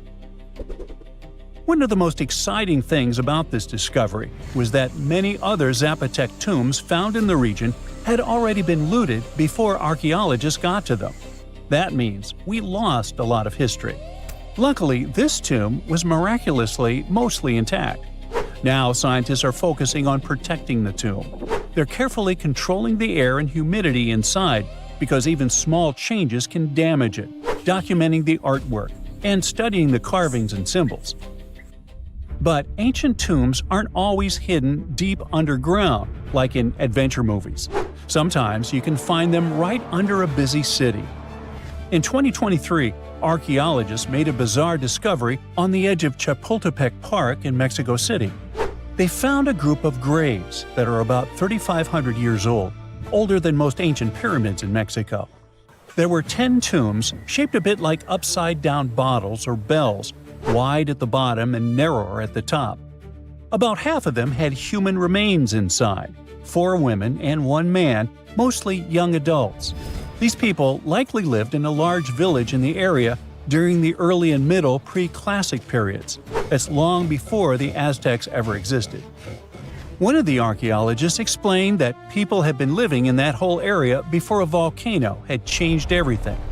That volcano is the Chitla volcano, and when it erupted, it basically buried parts of the landscape under lava. Because of that, the ground where those tombs were stayed sealed and untouched for over 3,000 years. The Chitla volcano is what's called an ash cone volcano. Basically, it looks like a classic volcano shape anyone would draw, round at the bottom and rising into a cone. It's about 1,000 feet tall with pretty steep sides, like walking up a hill that tilts about 30 to 40 degrees, which is definitely not an easy climb. Scientists believe Chitla erupted sometime between 245 and 315 CE, based on radiocarbon dating. When it blew, it wasn't a small event. It completely changed the landscape. Lava spread out and formed what we now call the Pedregal de San Angel lava fields, covering a huge area south of modern-day Mexico City. Imagine a thick, slow-moving wave of molten rock turning everything in its path into solid stone. One of the biggest victims of this eruption was Cuicuilco, which was once a major and advanced city in Mesoamerica. The lava literally buried it, freezing it in time under layers of rock. After that, the people who lived there had to leave and spread out to other regions. On the bright side, this movement of people, kind of like a forced migration, helped spread their culture across central Mexico. It may even have influenced the development of nearby cities, like Teotihuacan. Sometime later, it became one of the most powerful urban centers in the region. But this story has a twist. Not all scientists agree on the timing. Some think that a series of big eruptions and the destruction of Cuicuilco might have actually started earlier, around the 1st century BCE. So, depending on which history you look at, this disaster either happened a bit later in Roman times or even earlier, back when ancient civilizations in Mexico were still developing. Either way, it was a catastrophic event that reshaped both the land and the lives of the people living there.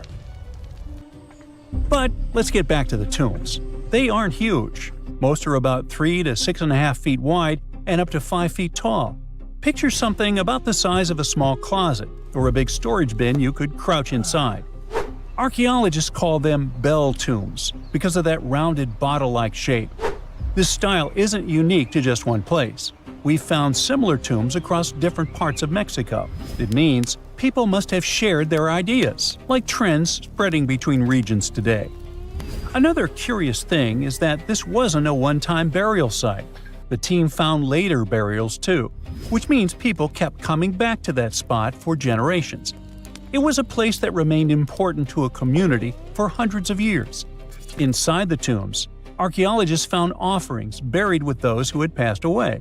There were tools made from deer antlers, a cup, and small female figurines. They were probably personal items or symbolic gifts, similar to how people today might leave flowers or meaningful objects at a grave. All those items have been moved to the National Museum of History for careful study. Experts use them to figure out more about how those people lived. Luckily, this isn't the only discovery in the area. Construction work around Chapultepec Park has been turning up all kinds of history lately. In fact, not long before this, archaeologists even found a 16th century cemetery from less than 100 years after the fall of the Aztec Empire after the Spanish conquest. Archaeologists just found the remains of a lost city from thousands of years ago, hiding in southeastern Europe. They were sure that it was nothing more than an old defense outpost, but new digs are changing that big time. They now believe the site might actually be the lost capital of an ancient kingdom of Lynkestis that has to do with Alexander the Great, the man who changed history. The ruins are near a small village called Sarcophagus in North Macedonia. You can find mentions of them from 1966, but nobody really dug into them until about 15 years ago. At first, they found just a few ruins and thought it was a guard post used to spot Romans coming from the west. But now, a team of scientists went back with high-tech equipment and found proof this place wasn't just a tiny outpost. Researchers managed to look under the ground and found that the Acropolis the ruins sit on, which is a flat hilltop, has enough rooms and infrastructure to host a full-on city inside the fortress walls. It covers about 2.8 hectares and around 10,000 people lived here at its peak. Researchers also found a textile workshop and plenty of artifacts, including a coin from the time of Alexander the Great and with his image, axes, game pieces, and an oil lamp, and even a small ceramic with a heart motif. One of the coolest finds is a reusable clay theater ticket, which was unique to North Macedonia. This means there was also most likely a theater here, and it could be in one of the large buildings. Experts used to think that the city was from the time of King Philip V, but now, thanks to the coin and especially the ancient tools and broken pottery that were found, they believe people might have lived there during the Bronze Age. Lynkestis and the rest of Upper Macedonia had some pretty intense weather with freezing, rainy winters, and super hot summers. Life there wasn't easy, and most of the time, it was all about surviving. The people who lived in the area were mostly nomadic herders, and they had to move around depending on the season. They traveled with their flocks of cattle, goats, and sheep, always looking for the best pasture lands.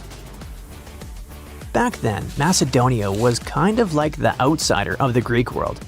It was part Greek, but powerful city-states like Athens and Sparta didn't really accept it. Thanks to this position on the edge, Macedonia had the chance to mix Greek traditions with local culture. Eventually, they took over and changed the whole ancient world under kings like Philip II and Alexander the Great. The new discoveries at Sarcophagus show us how connected and powerful ancient Macedonia really was, especially since the city sat along trade routes to Constantinople. Big historical figures like Octavian and Agrippa might have passed through the area on their way to clash with Cleopatra and Mark Antony. The place could also be the lost capital of the ancient kingdom of Lynkestis or Lyncus. Some experts think that a major city in Upper Macedonia could be where Queen Eurydice was born. That powerful lady gave birth to Philip II of Macedon, who took over Lynkestis in the 4th century BCE. The kingdom of Macedon became independent, and thanks to it, the son of Philip II, Alexander the Great, later became the king of the Macedonian Empire. That man totally lived up to his name. In just 13 years, he created one of the biggest empires in history, stretching from Greece all the way to Egypt and India. And he managed to do all that before passing away at just 32 years old. Researchers plan to dig deeper into this important site to learn more about the early civilizations of Europe. This incredible discovery was possible thanks to LiDAR. This remote sensing tool helps map things like how tall plants are, how thick forests are, and other details across big areas. LiDAR is an active system, meaning it creates its own energy, in this case light, to scan the ground. A laser fires super fast pulses of light that shoot down to the ground and bounce off things like buildings and tree branches. The LiDAR sensor then catches the reflected light and records it.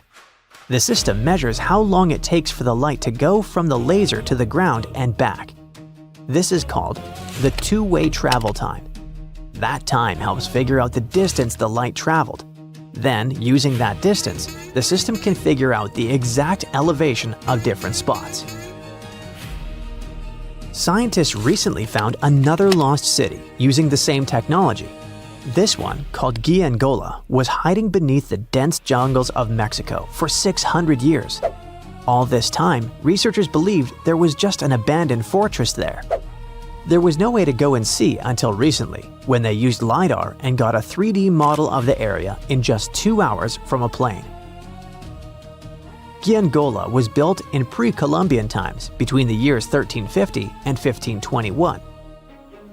It covered 360 hectares and had over 1,100 buildings, 2.5 miles of defensive walls, and a whole network of internal roads. The city had a well-planned urban layout with temples and ball courts and separate neighborhoods for the elites and commoners.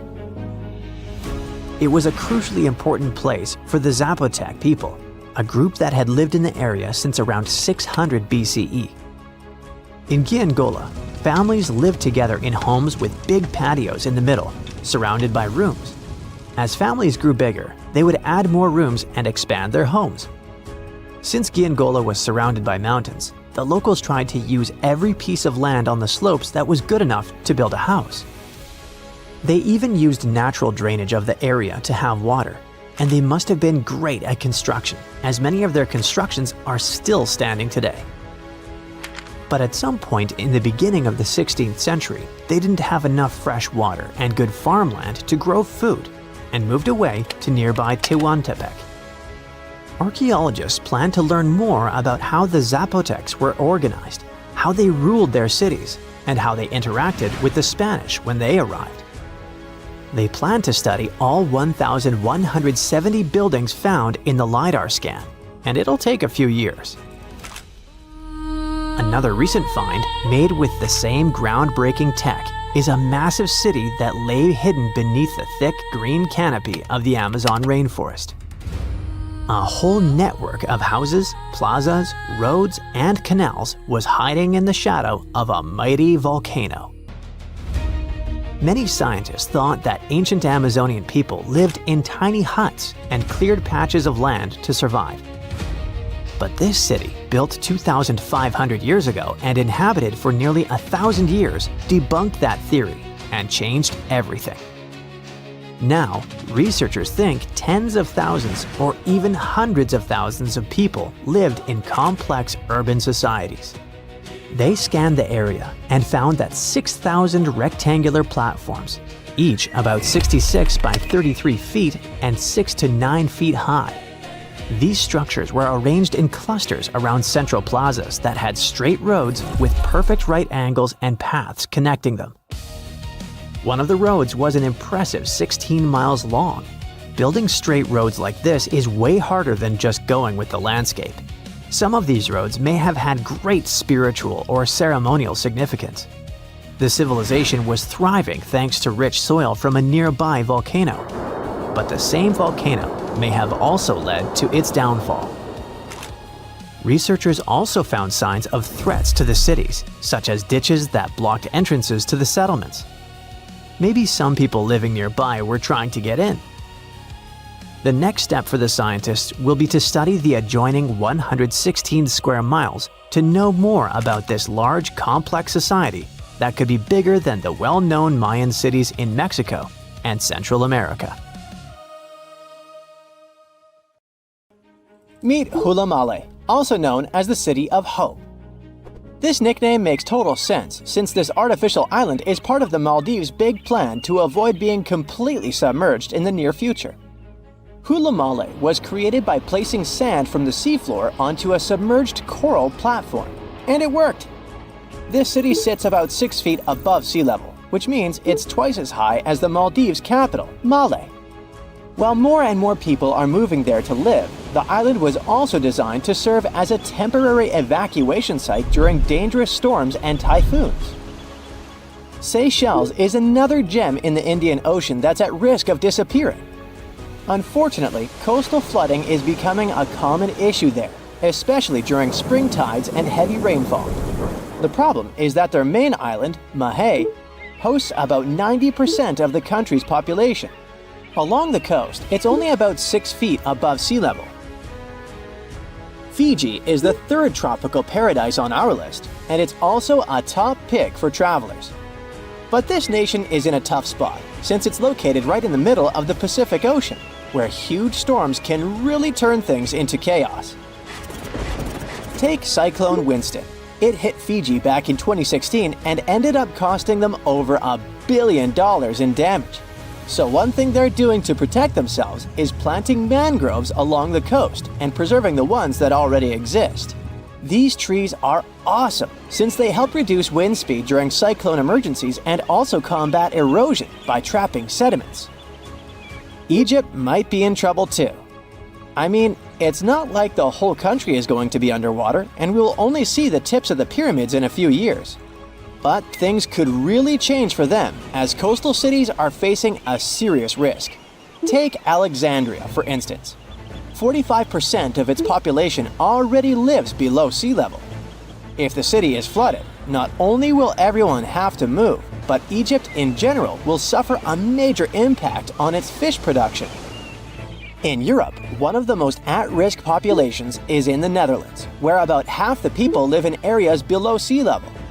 In the future, planning a romantic gesture with tulips for your girlfriend could become an impossible mission. The Netherlands is responsible for 2/3 of the world's tulip production. So if fields are taken over by saltwater, it's game over for the blooms. But the good news is that the Dutch have centuries of experience dealing with water, so knowing how to work with storm barriers and seawalls can prevent them from a doomsday scenario. The risks of rising sea levels probably aren't higher anywhere else than here in Tuvalu. This island chain, located halfway between Australia and Hawaii, could be the first state to become uninhabitable. Its stunning land is only about 9 feet above sea level. And just by looking at it on the map, you can see how narrow it is. In fact, the narrowest part in Fongafale is only about 65 feet wide. So even before higher tides become a real problem, the country's limited farmland could be flooded with saltwater. The next country on our list is the Philippines. This archipelago in Southeast Asia boasts some of the most stunning scenery, but it faces the risk of flooding for 2 reasons. First, due to rising sea levels, and second, because of crazy, unpredictable weather. Since 1990, events like cyclones, earthquakes, and tsunamis have cost the country over $20 billion. Have you ever heard of Vanuatu? This chain of islands, spread out between Australia and Fiji, could be flooded soon. Vanuatu was one of the first Pacific nations to relocate an entire community to a safer spot. Back in 2005, residents living in risky coastal areas of the northern island of Tegua moved to higher ground. Next up, the Marshall Islands, a country located in the Central Pacific. Studies show that 40% of the buildings in the capital city, Majuro, could end up underwater in the future. But this country isn't throwing in the towel just yet. They've got a game plan. They are fortifying the infrastructures of their low-lying airport, relocating key buildings to higher ground, and putting up seawalls on rural islands. Heading south, we've got Nauru. This is actually one of the smallest countries in the world, covering just 8.1 square miles. Today, it's home to 10,000 people, but it's on the brink of becoming uninhabitable. Water levels are rising about 3 times faster there than the global average. The Buada Lagoon sparks special concern since it's the only surface freshwater resource, and it's located only 16 feet above sea level. Our next stop in the Pacific Ocean is the Republic of Palau. Rising sea levels are no joke for them either, but protecting their crops, especially taro, is a priority at this moment. About halfway between Hawaii and New Zealand lies Samoa, and this country is dealing with a unique situation. Not only is the volume of water increasing there, but their land is also sinking. You see, a couple of strong earthquakes and tsunamis hit Samoa back in 2009. So as the crust bounces back to its original position, the overall land surface is actually going down. Because of this, their housing and main infrastructure could take a serious hit, especially since all their airports are along the coast. Let's head to Kiribati.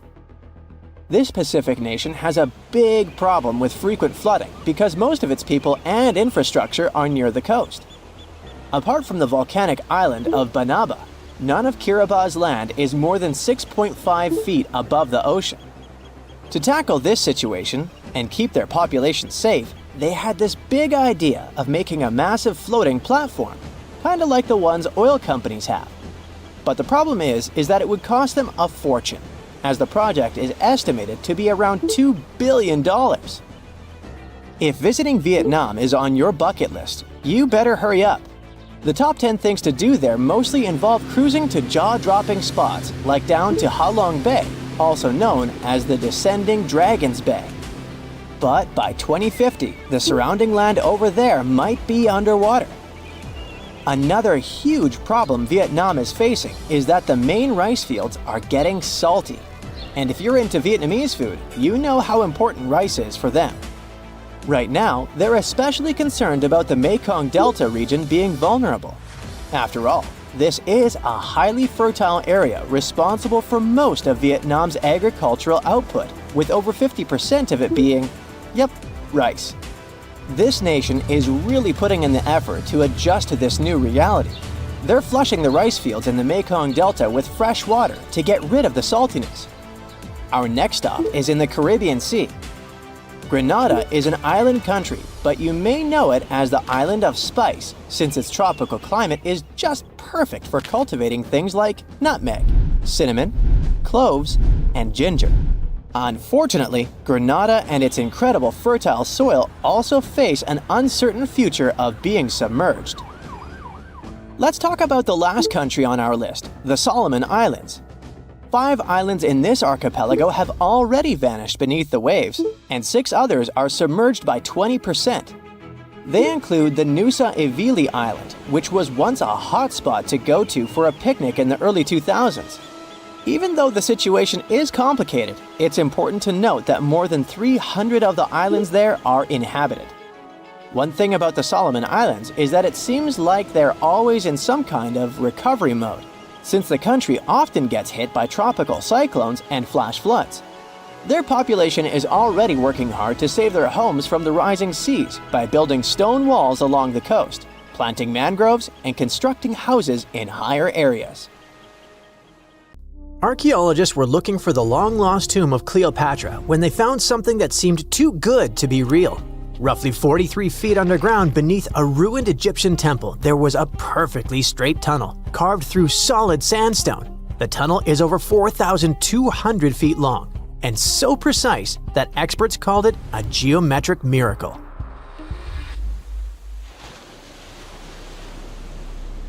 The tunnel sits beneath an ancient city west of Alexandria, near Egypt's Mediterranean coast. The team that found it carefully peeled back layers of stone and debris until they hit this passage, about 6.5 feet tall, cut cleanly into bedrock.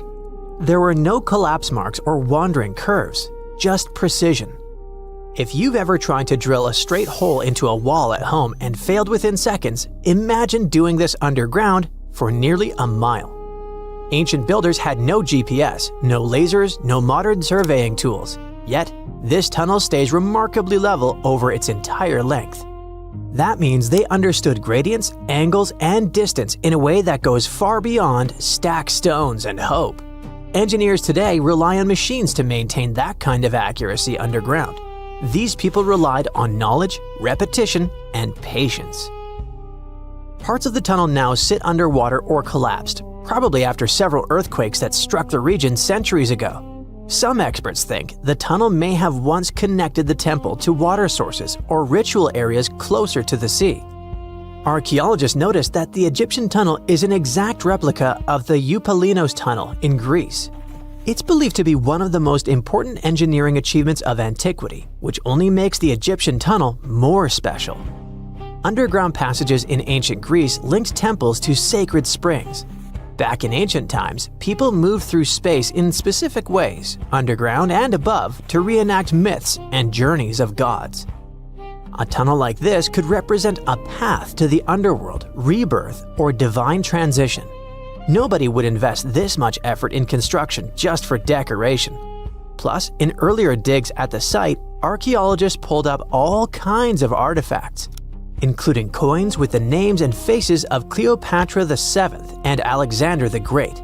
They also found figurines, statues of deities, a mummy with a gold tongue, and even an entire cemetery packed with Greco-Roman style mummies. The perfect geometric tunnel isn't an isolated flex.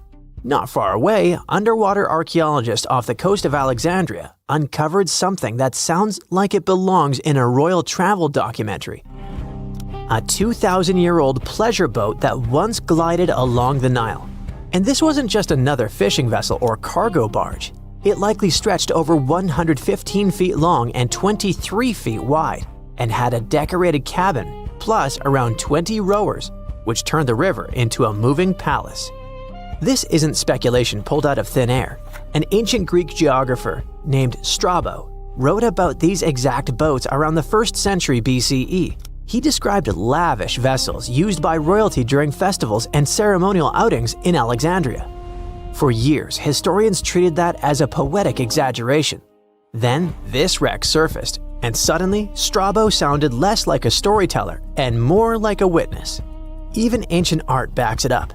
The Palestrina mosaic from Italy shows richly decorated boats floating down the Nile. They match both the texts and the physical evidence almost perfectly. Inside the wreck, archaeologists found something small but incredibly human. Graffiti scratched into the wood in Greek.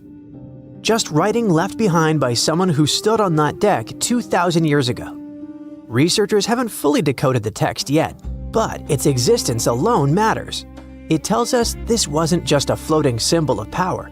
People lived on it. It was sort of like a modern luxurious yacht, and the Nile was like a highway.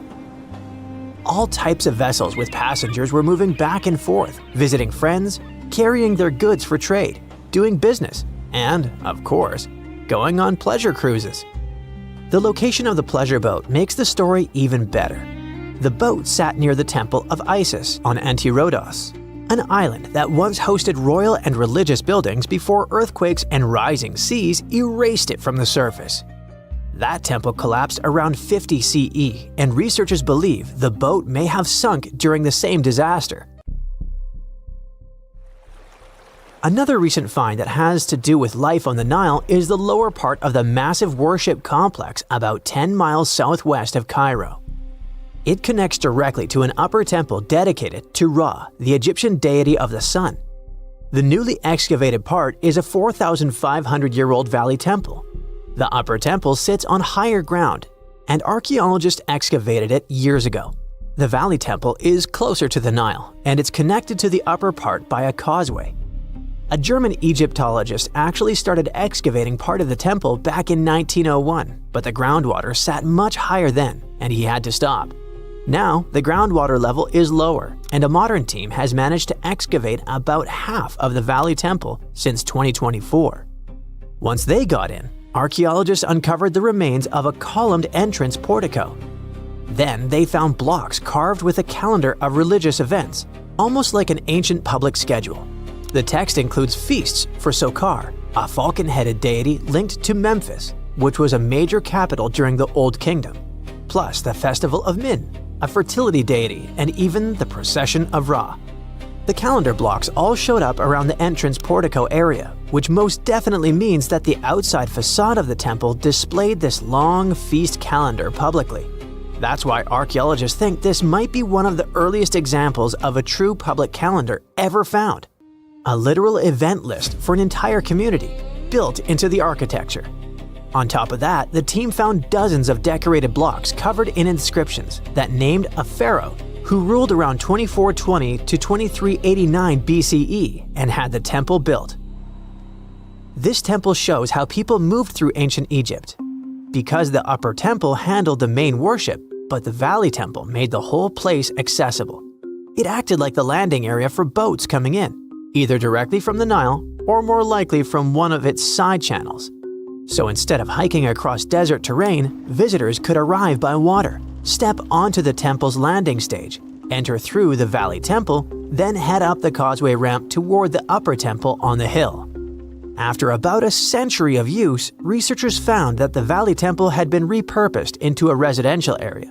And the best part is, what they found from that era: 2 wooden pieces used for playing Senet, an ancient board game. Senet shows up at other Egyptian sites too, including King Tutankhamun's tomb, but nobody fully agrees on the rules today. Some discoveries in Egypt create new mysteries instead of solving the old ones. Earlier in 2025, archaeologists announced the discovery of the first pharaoh's burial found in or near the Valley of Kings since King Tut's tomb in 1922. The newly found tomb of Thutmose II flooded almost immediately after burial. Ancient officials rushed in, removed the mummy and most of the grave goods, and hid them somewhere else. The weirdest part is that an alabaster ointment jar inside the tomb links the burial directly to Hatshepsut, Thutmose II's wife and half-sister. The inscription basically says she made this monument for him, which proves she arranged his burial. But it still doesn't explain why she placed him here and later chose the Valley of the Kings for herself. Now, archaeologists are studying a huge mound of rubble near the tomb, about 75 feet tall, and suspect it was built to hide something important. If a second tomb sits underneath, it could be complete and undisturbed. So, the deeper the archaeologists dig, the more ancient Egypt stops feeling like a gone civilization and starts feeling like a paused one. Looks like it didn't just survive time, it outsmarted it. And we're only just beginning to catch up. Waves are crashing higher than ever before, about to swallow one of the world's most mysterious islands. By 2080, rising seas could crash all the way up to Ahu Tongariki. It's the famous ceremonial platform on Rapa Nui, aka Easter Island. Unfortunately, that's not just a guess. Researchers at the University of Hawaii at Manoa have already run the numbers and shared their findings in the Journal of Cultural Heritage. Their study shows that up to 51 other cultural landmarks, including the iconic Moai statues, could face flooding. But before we get to all that drama, let's learn more about Rapa Nui itself. This is the original name of Easter Island. People from Polynesia settled there way back, around 300 CE. Once they made themselves comfortable, they started creating their own wild and creative culture. Between the 10th and 16th centuries, they built massive ceremonial platforms called ahu and huge statues called moai, made to honor ancestors. Those giant figures still stand today, giving the island a mysterious vibe. Rapa Nui National Park protects all this. It's a Chilean wildlife area, the heart of Rapa Nui culture. The architecture and sculptures here are totally unique, even compared to other Polynesian islands. Easter Island is super remote, literally the farthest inhabited island in the world, sitting 2,300 miles from mainland Chile. The island covers 64 square miles, and the World Heritage Site takes up about 27 square miles, including 4 tiny nearby islands. Rapa Nui National Park is full of archaeological treasures. Experts estimate there are about 900 moai, more than 300 ahu, and thousands of other structures for farming, funerals, houses, and daily life. The moai are incredible. Some stand 6.5 feet tall. Others reach almost 66 feet. Most were carved from yellow-brown lava using simple basalt tools called toki. Some moai were still being carved. Some were being moved to their final ahu, and some were torn down and re-erected. The quarries, like Rano Raraku, show us today how the carvings were made. The ahu come in all shapes and sizes. The biggest is Ahu Tongariki, with 15 moai lined up on top of it. Most ahu have a raised platform of carefully worked stones, a ramp, often paved with smooth beach pebbles, and a flat area in front. Rock art is everywhere. You can find pictographs and petroglyphs in all kinds of styles. caves hide even more carvings. Even villages, farms, and other structures are super interesting. By the 16th century, according to studies, the Rapa Nui society faced a big crisis. Natural resources ran low. The culture started to change. Many of the megalithic monuments were ruined. The ancestor cult was replaced by the man-bird cult. It was centered in Orongo by the Ranokau volcano. There are 54 semi-underground stone houses there, all shaped like ellipses and decorated with carvings about birds and fertility. This cult lasted until the mid-19th century. It's probably no wonder that colonization brought huge changes. Livestock, forced relocation, and diseases cut the native population to barely over 100 people. Today, the island is home to descendants of the original Rapa Nui people as well as immigrants. They try to keep the culture and still live in the modern world. Sadly, all that heritage might be lost soon, for good. And if nothing is done, rising seas could put Rapa Nui's UNESCO World Heritage status at risk. Scientists say that knowing these risks are just the first step. If we actually realize what's happening, we can figure out how to protect ancient monuments. The team wanted to see just how bad rising seas could get for Rapa Nui. So, they built a digital twin of the island and ran insanely detailed computer models to track waves along the shore. Then, they stacked those flood maps on top of data about all the cultural landmarks which they got thanks to local partners. They wanted to see which ones would get hit first. The results were pretty intense. Sea level rise is threatening coastlines everywhere, but the question now is when and how bad. The researchers' timeline shows that waves could crash all the way to Ahutonga Riki by 2080. That's the famous platform with the Moai statues, the heart of the island's culture. The data is clear and the clock is ticking. The island's people need to start planning now before the sea starts taking what's theirs. And Easter Island isn't the only potential disaster site suffering from the elements. The old city of Chanchan in Peru is feeling the heat from extreme weather. It used to be the capital of the Chimu Empire and is basically the biggest pre-Columbian city made out of earth in the Americas. The place was super advanced for its time. They had smart city planning, organized society, irrigation systems, and some amazing art. The Incas took over in the 1400s, but the ruins still show how sophisticated the Chimu were. It's now a UNESCO World Heritage Site, and it's really important. And now, El Niño. The warm phase of a natural climate cycle called El Niño Southern Oscillation brings both heavy rains and long droughts to this place. These ups and downs have happened forever, but now they occur more often. Besides, rising groundwater is making the buildings unstable. To fight this, people are controlling the water table, fixing walls, documenting the architecture, training locals, raising awareness, and making disaster plans. Storms and shrinking sea areas are also causing problems for the 19th century whaler settlement on Herschel Island in Canada. It's so bad that buildings had to be moved inland to stay dry and avoid flooding. If erosion keeps going, locals might have to move them even more, and some structures are likely to be abandoned. Permafrost is also breaking down graves, which makes buried caskets topple and break. If we move to the mosque city of Bagarat in Bangladesh, we'll find that water and salty soil are wrecking stone buildings. Salt gets into the rocks and then expands when it gets wet. This causes the stones to crack and crumble faster. And this place is a UNESCO World Heritage Site too. It contains 360 mosques, public buildings, water tanks, mausoleums, bridges, roads, and other public buildings.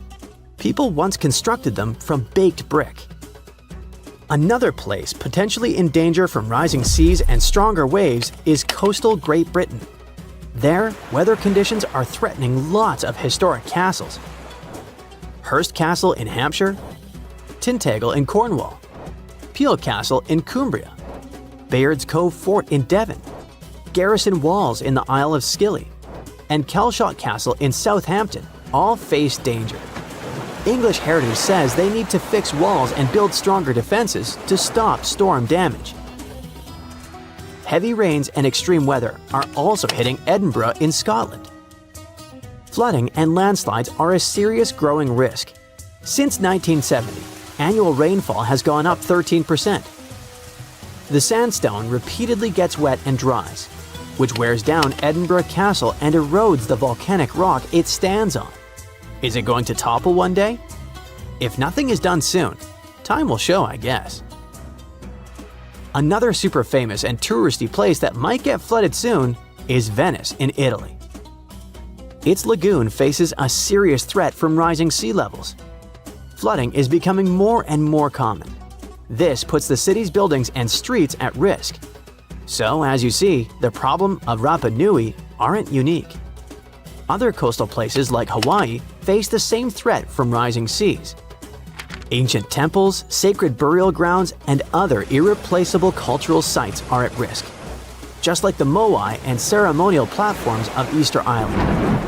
The rising waters don't just threaten buildings, they put the history, traditions, and identity of entire communities in danger. Researchers are using data on coastal flooding to predict what could happen to Rapa Nui and other historical spots. They're mapping the risks, studying how seas will rise, and searching for ways to protect those precious places. The clock is ticking, and without action, some of the most sacred and ancient sites could be lost forever. For centuries, the whole world was wondering how the giants of Easter Island moved around. Maybe powerful chiefs ordered big groups of workers to haul them. Or the elite controlled special statue-making quarries. But now we finally know the people of Rapa Nui didn't drag their moai statues into place like lifeless logs. They made them walk. Scientists looked at nearly 1,000 moai, checked their shapes, proportions, wear patterns, and the gentle forward lean and curved base that many statues have. And then it struck them. Those details weren't accidents, but engineering. The forward lean shifts the center of gravity, and the curved base lets the statue pivot like a pendulum. Once the motion starts, inertia helps carry each step. Think of it like walking an enormous stone toddler using ropes and balance. To prove this right, the research team built a 4.35-ton replica. The real statues were around 13 tons, and some weighed up to 80 tons. With 18 people on the ropes, they walked the statue about 300 feet, about the length of a football field, in 40 minutes. That's faster and easier than dragging something flat across logs or rollers. The old roads of Rapa Nui also help the process. They're about 14 feet wide, and the way they curve inward makes them perfect to keep a statue steady while it walks forward. Every time the islanders moved a moai, they weren't just walking it, but they were literally shaping the road as part of the job. When you look at the island's landscape today, you can actually see these paths crisscrossing each other, sometimes running side by side like alternate routes. The ancient workers were likely clearing a stretch of ground, moving the statue a bit, clearing a bit more, then rocking it forward again in a specific rhythm. It looks like they spent just as much time prepping the road as they did moving the statue itself. So, the ancient Rapa Nui didn't need thousands of workers or modern machinery, and it all worked with just ingenuity, rhythm, teamwork, and clever design. Their transportation wasn't the only moai mystery. People knew the statues were meant to honor important chiefs, but no one could explain why the ancient islanders picked those exact spots for them. Most of the moai sit right along the coastline, almost like they're guarding the island. So a team of scientists took a closer look at those locations, and the answer turned out to be all about water. Easter Island's volcanic soil is super porous, which means it soaks up rainfall quickly. Because of that, there weren't enough rivers or streams, and the island ended up with very limited fresh water. Hundreds of years ago, the people survived thanks to groundwater discharge. Basically, water stored deep underground in layers of rock or soil called aquifers eventually rises up to the surface on its own. When that water bubbled up near the coast, it mixed with seawater, but the mix stayed fresh enough to drink. The locals collected it right from those coastal spots, and that's exactly where they built the moai. They weren't just decorating the coastline, they were marking the island's most essential source of fresh water. Now, most of the moai bodies were made from volcanic tuff, a soft, easily carved stone, and most of the statues were carved in one quarry inside an ancient volcano. In October 2023, a wildfire tore through the quarry, and everyone who cares about Rapa Nui got really concerned about whether the site would survive future disasters. So when a team of scientists arrived in January the following year, a local community group asked if they could document the quarry, just in case another fire damaged it for good. The geographers jumped at the chance and launched about 30 drone flights over the quarry. Flight after flight, they collected an incredible 22,000 photos. After that, they spent months running those images through computer software that stitched every piece together into a single, hyper-detailed 3D model. Now anyone in the world can explore Ranu Raraku, one of Easter Island's most important quarries, without even setting foot on the island. Of course, the 3D model isn't just an online tour platform. The team noticed that there were several workshops inside the quarry, and carving techniques changed from one site to another. So there wasn't one chief who told them how to do it, but rather each spot worked like its own workshop that was tied to a specific family clan. This could also be another proof that the moai could move with far fewer people than anyone once believed, probably around 20 to 50. That's roughly the size of an extended family or small lineage group on Easter Island. Most statues were carved while lying on their backs from the top down. In the most common method, the carvers focused on the face first, shaping the eyes, nose, and mouth, and then carved the outline of the head and body around those features. The second method flipped that order. They carved the entire block into the basic shape of a moai first and didn't add any details until later. And in a few rare cases, the carvers went at the stone from the side and worked straight into a nearly vertical cliff, which must have taken some great skill. And just when researchers mapped over 1,000 moai and thought they knew them all, the island threw them a curveball. In the middle of a dried-up lakebed, a place no one expected anything, another statue appeared in 2025. It was the first statue found in a lakebed before, and it might not be the last. For at least 200 or 300 years, the laguna was almost 10 feet deep, so it would be impossible for humans to build or put a statue on the bottom. Scientists think the moai are over 500 years old.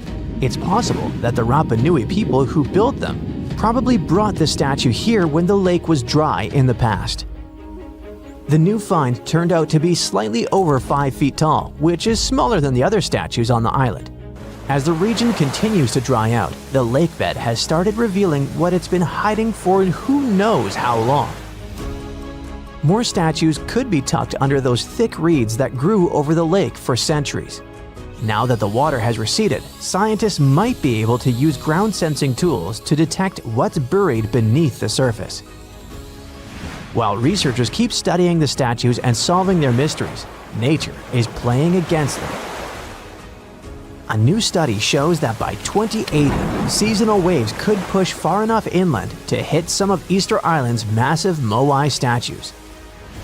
These stone giants have stood through everything: harsh sun, relentless wind, pounding rain, lichen slowly creeping across their surfaces, and even wildfires. But rising sea levels already threaten the island's coast, and the moai now face a danger bigger than anything they've endured before. Researchers built a super detailed digital model, a digital twin of a bay on the island's southeast coast. They ran a bunch of simulations to see how different sea level rise scenarios would change the way waves move through the bay. The results of these simulations showed that waves could start reaching the site's 15 moai by 2080, and then of the most recognizable and photographed statues on the island could end up flooded. This spot sits on a big ceremonial platform and draws more visitors than almost any other moai spot on Rapa Nui. And the danger doesn't stop there. dozens of other important cultural features nearby are also in danger. Ancient dwellings, petroglyphs carved into stone, burial sites, old rock gardens. Basically, the entire physical memory of Rapa Nui's cultural history. If the island doesn't manage these risks, it could even lose its UNESCO World Heritage status. Now that researchers understand the threat more clearly, they want to use this knowledge to help protect the island. Scientists hope to collaborate closely with local communities to safeguard Rapa Nui's cultural heritage for future generations. Archaeologists recently found something fascinating from a forgotten Maya kingdom, a tomb hidden in a collapsing pyramid. Inside, there was a king buried for 1,700 years, a jade mask that looks almost human, but not quite. And all this thanks to the looters who missed it by just 6 feet. They stumbled upon it in 2022 in the dense jungles near the border of Guatemala, Mexico, and Belize. In Mayan times, this little place used to be called Xochitlam. It's a lost city, half swallowed by jungle. This place meant pretty much nothing compared to other big Mayan cities, like Tikal or Teotihuacan, or so we thought. The team found a tomb of a Mayan ruler. The artifacts, the names of kings, all this revealed that Xochitlam wasn't just some tiny village. It was a pretty important place for that culture. And what they found inside that tomb may rival the treasures of any Maya metropolis. The tomb's ceiling had collapsed long ago, but the offerings were still inside and remained intact even after centuries. They recovered over 16 spondylus shells. These things were used by the ancient elite for power and rituals. That meant that whoever the tomb was related to, it was someone wealthy, of high status, who got themselves a ceremonial burial. Archaeologists also found carved femur bones. They were etched with hieroglyphs and names. Maya literally wrote their history in human remains. Researchers want to dive super deep and get a DNA analysis on the bones. Maybe that will help uncover familial ties, origins, or health problems these people might have faced. And most important of all, the mosaic jade mask. It was pieced together from luminous green tiles into an expression that feels almost human, almost alive. A lot of people were joking that it's just like Jim Carrey's mask in the famous movie. But it wasn't a magical artifact. That was the face of a forgotten Maya king, staring out at us after 1,700 years of silence. His name was etched into the femur bones, Itzam Kokaj Balam. Historians think this might be the ruler who reigned around 350 BCE. Unfortunately, this period is super underdocumented.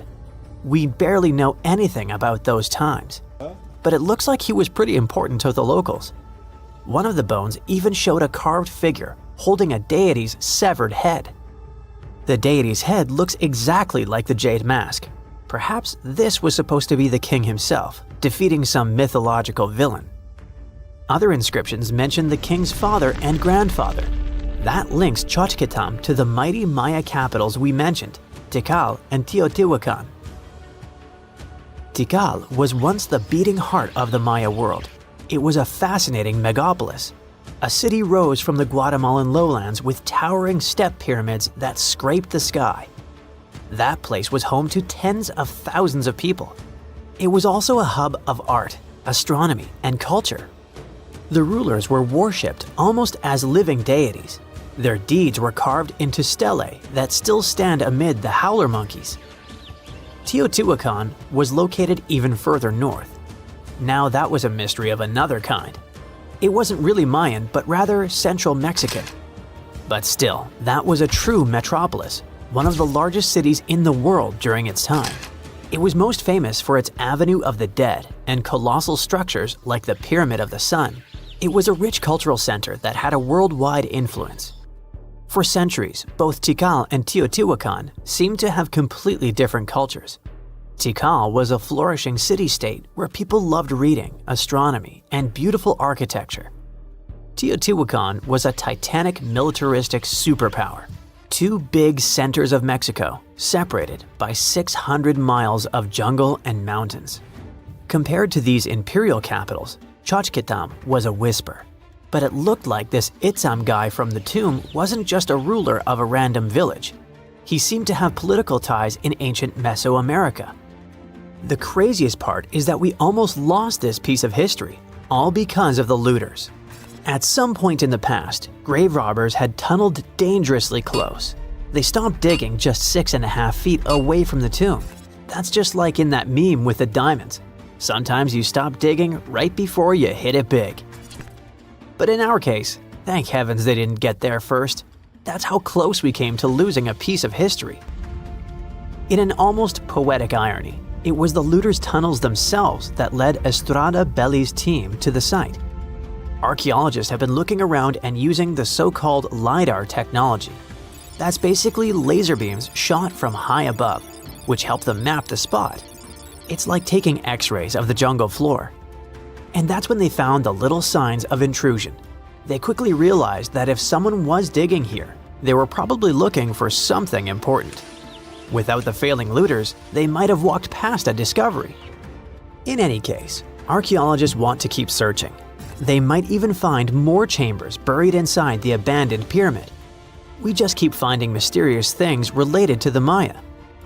Recently, buried deep within the ruins of Tikal, archaeologists found a house, and in that house, a limestone altar. It was covered in vibrant murals of red, yellow, and black. What's weird is that this build wasn't made by Maya. It was unmistakably Teotihuacan in style. And just like the tomb from before, it was made about 1,700 years ago. The altar was discovered inside a Maya-era residence known as Group 6DX7. It stood 3.5 by 6 feet right in the center of the home. That was very typical for Teotihuacan traditions. It bore a mural of the storm god.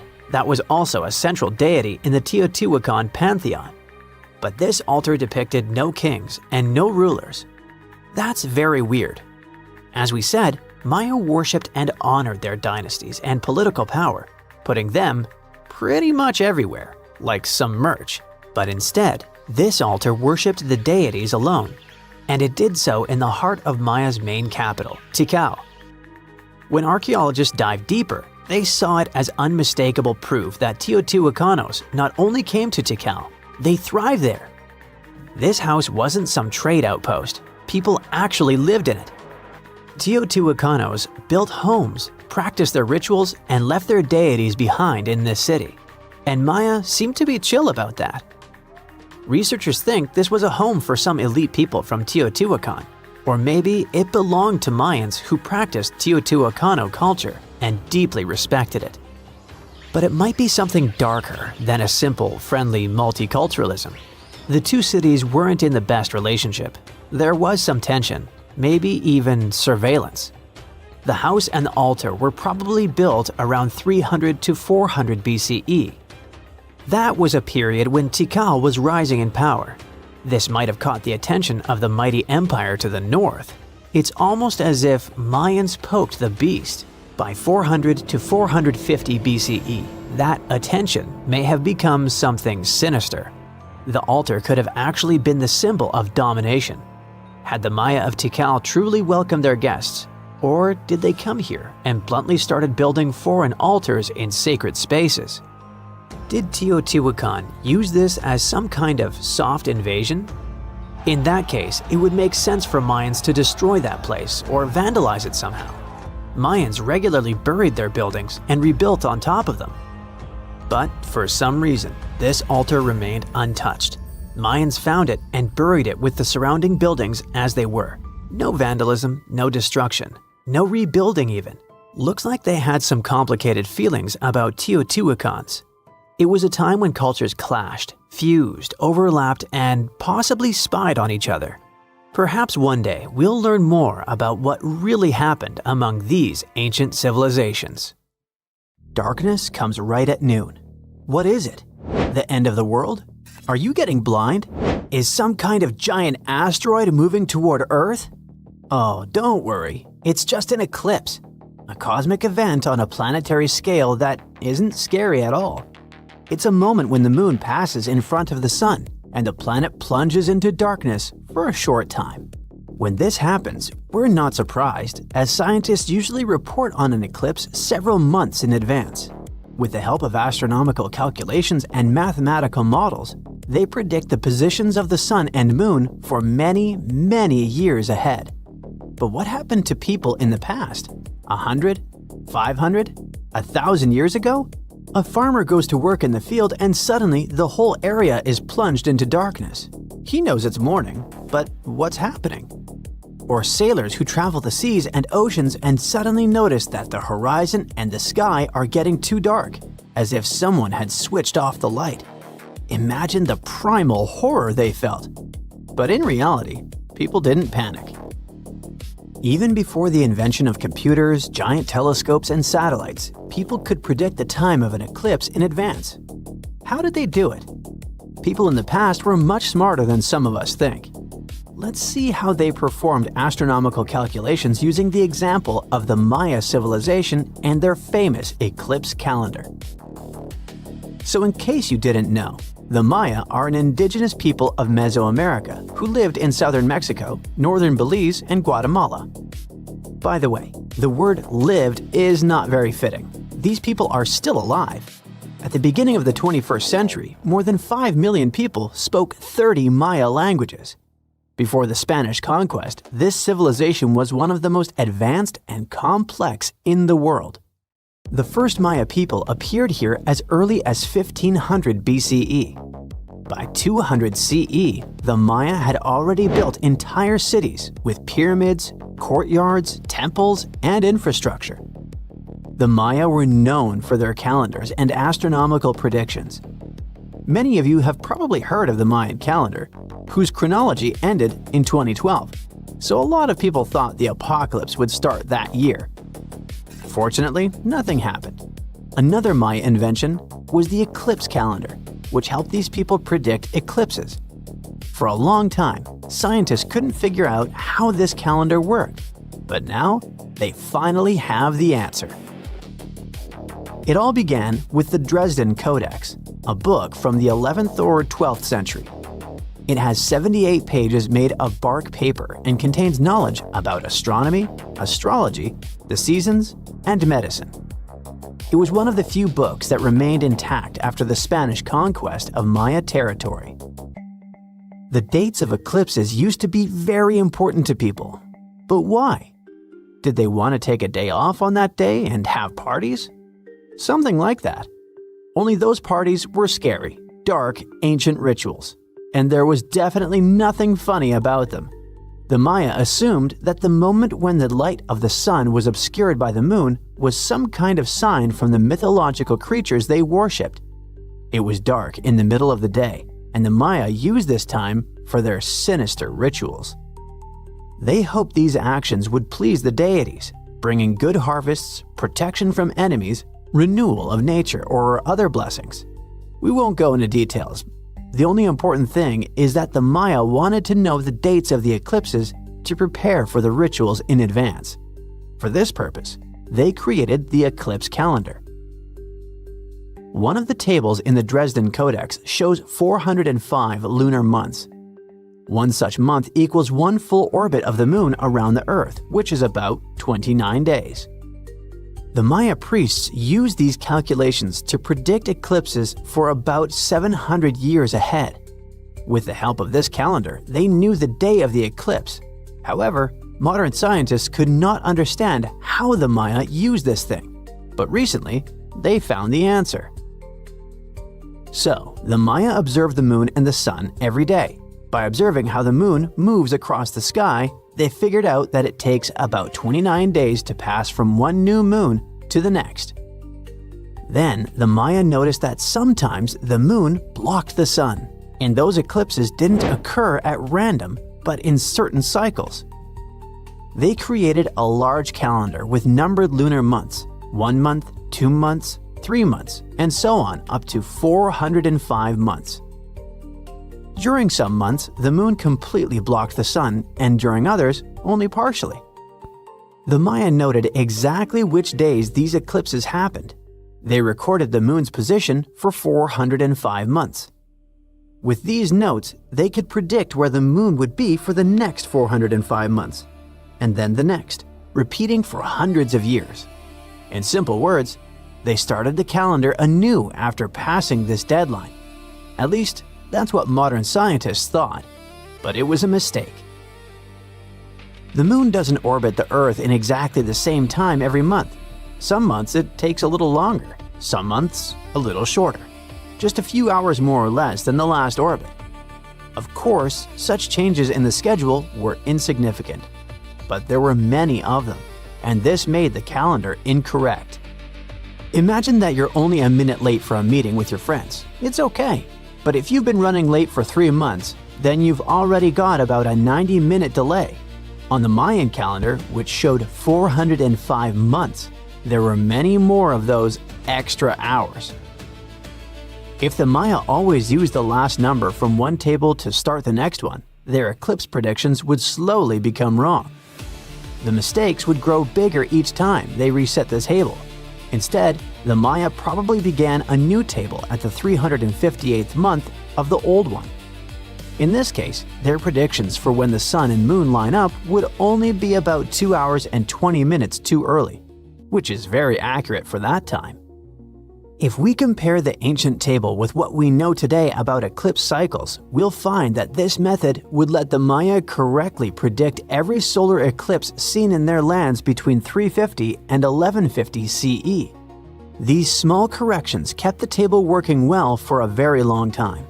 Scientists are sure that with these updates, the table would stay accurate for centuries, with mistakes of less than 51 minutes over 134 years. This shows how advanced Maya math was. It also reveals how deeply the Maya connected their lives and beliefs to the movements of the sun, moon, and stars. We do a similar thing when we have a leap year. February usually has 28 days, but every 4 years it gets an extra day, making 29. Earth goes around the sun not in exactly 1 year, as we usually think, but in 1 year plus about 6 extra hours. Because these extra hours add up over time, after a few years they become a whole extra day. To keep our calendar correct, we add this extra day to the end of February. This day is called Leap Day. This leads to small time errors, so we consider them in a leap year. The Maya did about the same thing with the eclipse calendar. But how did they choose the reference points for their astronomical calculations? We don't know. They did it without computers, telescopes, or other modern technology. They were just very good at observing nature. By the way, a similar system of cycles made people believe that the end of the world would happen in 2012.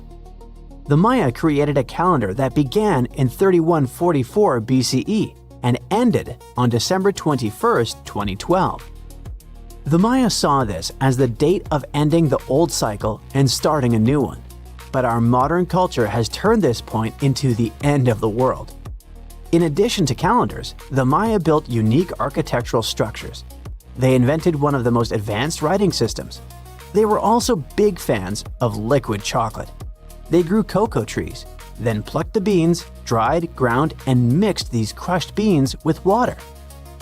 They warmed it up and got a frothy and very bitter drink. To make it sweeter, they added honey to it, but they could also throw chili peppers and other spices in there. Maya did many interesting things, but this is a topic for another video. There's something absolutely massive and deeply unsettling hiding right next to Stonehenge. More than a dozen giant pits carved into the ground. They're all spaced with eerie precision and form a perfect circle, more than a mile wide. For years, nobody could explain them. They were too big to be animal traps, too organized to be natural sinkholes, and way too deliberate to be random. And the biggest question was, who had the power, knowledge, and reason to reshape the land on this scale 4,000 years ago?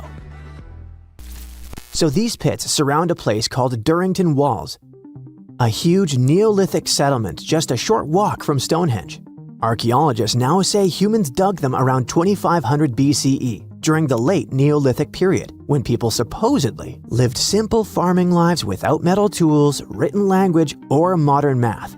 Each pit stretches about 30 feet across and plunges roughly 15 feet down, and together they form an almost flawless ring. To prove the pits weren't natural, scientists went full detective mode. They drilled soil cores and tested the dirt itself, including microscopic traces of ancient DNA and something called luminescence dating, which tells you when the soil last saw sunlight. Every test pointed to the same answer. Humans made these pits on purpose. Here's where it gets wild. The pits weren't dug randomly as people moved along. They were laid out as a single unified project. That means Neolithic builders had to visualize a massive circle, measure distances across open land, and coordinate teams over a huge area without any GPS, drones, or even aerial maps. All they had were people, ropes, wooden tools, and shared knowledge. So why would they invest so much effort and do this? Archaeologists think the pits formed part of a ritual landscape, not a practical one. Durrington Walls already looks like a place where people gathered for ceremonies, feasts, and seasonal events. The pit circle may have marked a sacred boundary. It could have separated ordinary land from a spiritually charged space. Some researchers think the pits symbolized a border between the world of the living and the underworld. The scale of the structure is pretty impressive. It may be one of the largest prehistoric monuments ever built in Britain, even bigger than Stonehenge itself when you look at the total area. And unlike Stonehenge's towering rocks, this monument stayed invisible for thousands of years, quietly hiding under the grass. Generations walked over it without knowing they were standing inside a gigantic ancient design. For a long time, we underestimated ancient people. We imagined them reacting to nature instead of shaping it. But discoveries like this keep proving that wrong.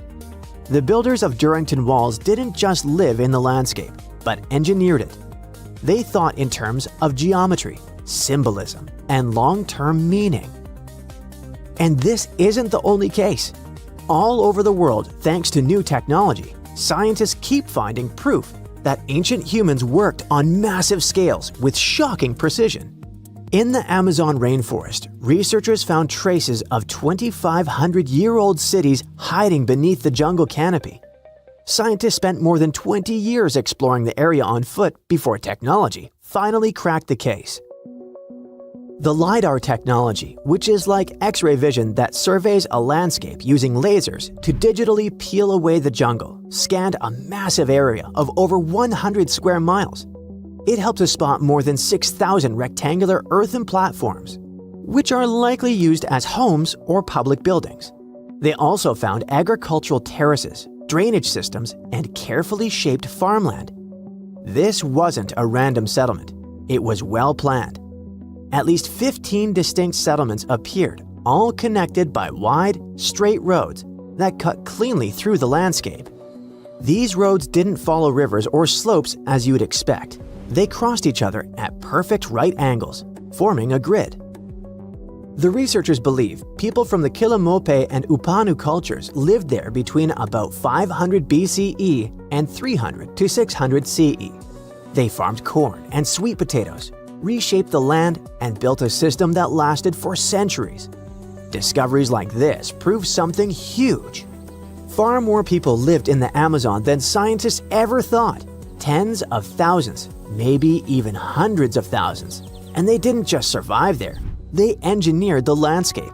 Just like at Durrington Walls, the real story hid in plain sight until technology caught up. Then there's Peru, with one of archaeology's biggest headaches, the Nazca lines. These gigantic designs of animals, plants, and geometric shapes stretch across the earth like an ancient message, so huge that only birds or satellites can see them properly. For decades, people have tried to figure out why the Nazca people made them, how they did it, and what those massive patterns mean. And until recently, the mystery stayed stubbornly unsolved. Walking the desert or flying over it, archaeologists would spot lines and figures and wonder if anything was missing. But the ones already known were just the tip of the iceberg. Traditional fieldwork, with people on the ground slowly mapping things out by hand, took forever, and even then, dozens of smaller designs were just too faint for the unassisted eye. So, instead of scanning the desert on foot, researchers taught artificial intelligence how to see patterns in aerial and drone imagery. They fed terabytes of pictures into trained models, and AI began flagging shapes, curves, and ancient outlines that had been hiding for centuries. In just about 6 months, it identified 303 previously unknown geoglyphs in the Nazca Desert. It almost doubled the number of figures we knew before and showed entire classes of designs.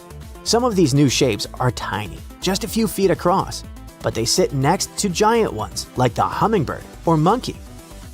Thanks to all the new finds, scientists can finally start testing theories they had about the purpose of the lines. It looks like the lines weren't just decorations. Many may have been walkways or routes used for ceremonial movement.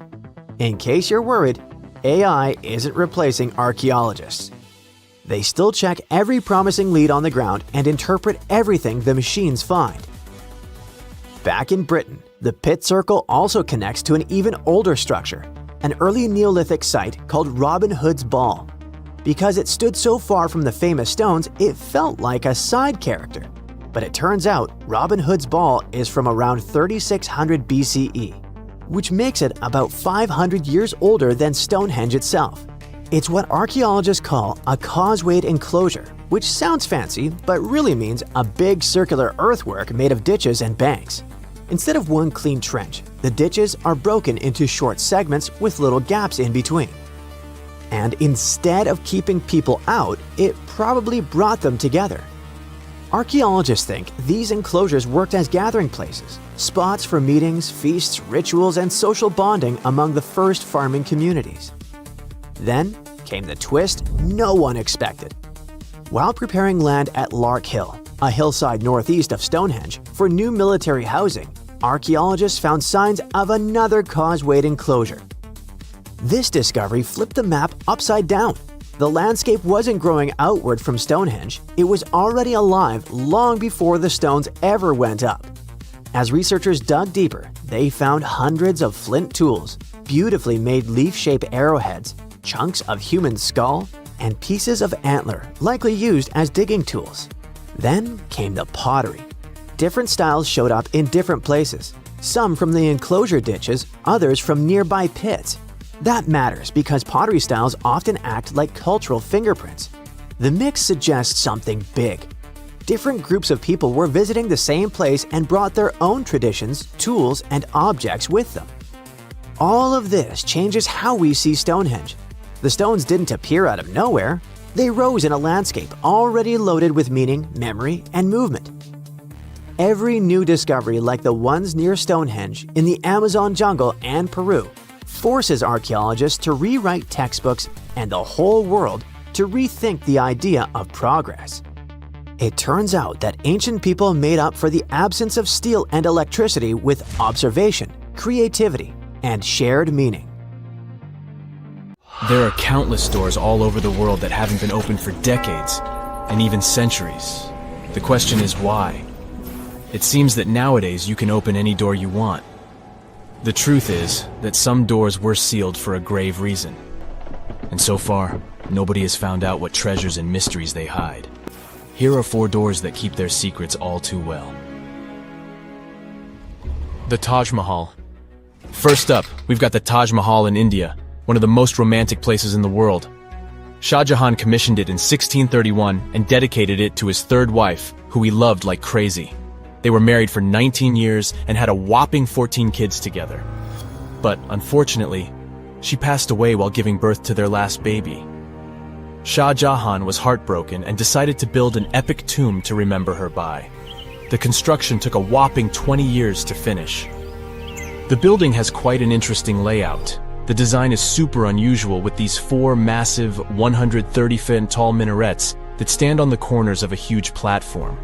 They're not just there for looks. Back in the 17th century, architects were having some serious issues with buildings collapsing under their own weight. So the chief architect of the Taj Mahal made sure to place those minarets as far away from the tomb as possible. And he even tilted them in a way so that if they did fall, they wouldn't wreck the rest of the Taj Mahal. Talk about planning ahead. The Taj Mahal is hiding some crazy secrets. There are sealed rooms all over the place that nobody is allowed to enter. And if you check out photos of the building from the riverside, you can spot 2 basements. But guess what? They're sealed up too. Nobody knows what's inside or why they've been locked up since the time of Shah Jahan. Apparently, there's a good reason why those rooms are off limits. Some researchers think that they were built using marble, which turns into a different substance called calcium carbonate if it's exposed to carbon dioxide. And when that happens, little bits of marble start chipping off like crazy. To make matters worse, there's no air flowing into these rooms. That means that if too much CO2 builds up in the basement, the 4 minarets could collapse. But wait, there's more. Some people think that the body of Shah Jahan's wife can be found in one of these sealed up rooms in pristine condition. Why not? Who knows what the mysterious rooms might keep? The Great Sphinx of Giza. The Great Sphinx of Giza is shrouded in mystery. It's not just the largest monolith statue in the world, but it's also a hybrid creature with a woman's head and a lion's body that originates from Egyptian and Greek mythology. It's also very ancient. It's estimated to be around 4,500 years old.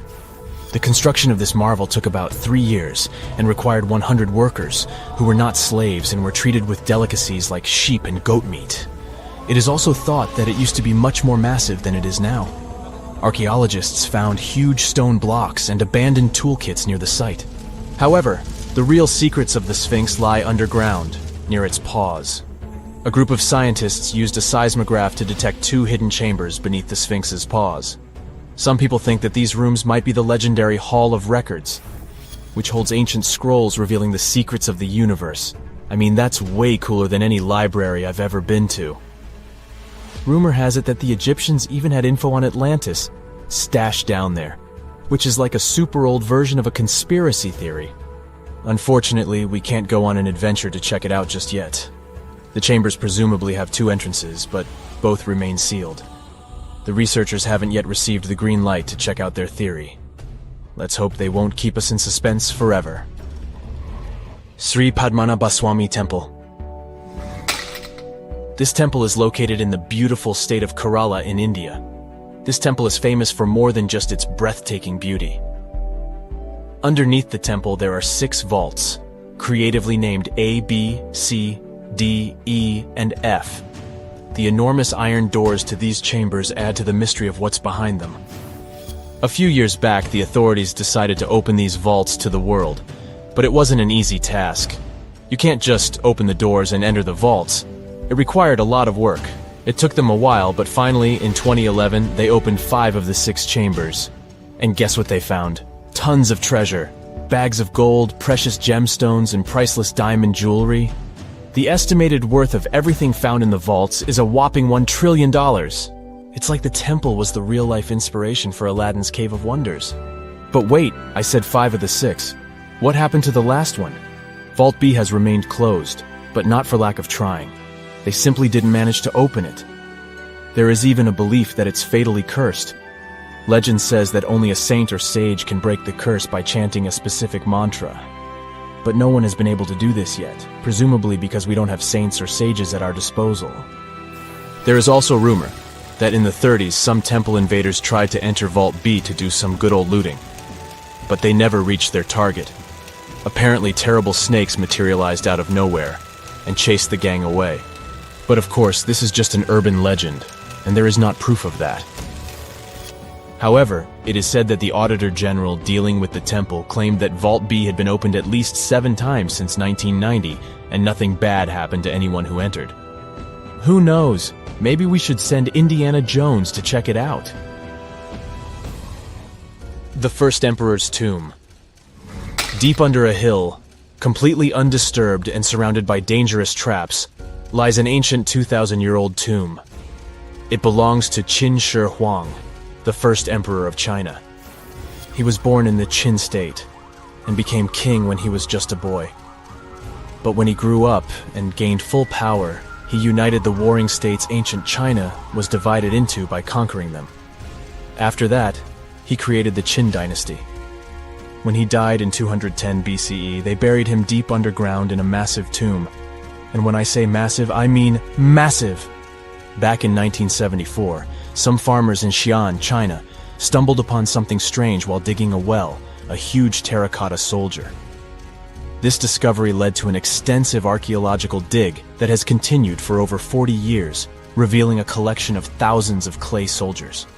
The unique thing about these soldiers is that each one has its own unique features, from hairstyles to facial expressions. It's believed that there could be up to 8,000 of these soldiers, but only 2,000 have been found so far. Interestingly, the central tomb, which is believed to be the resting place of the emperor, is still untouched. In ancient records, there are references to a vast underground city that the emperor built, complete with scenic towers, palaces, and whatnot.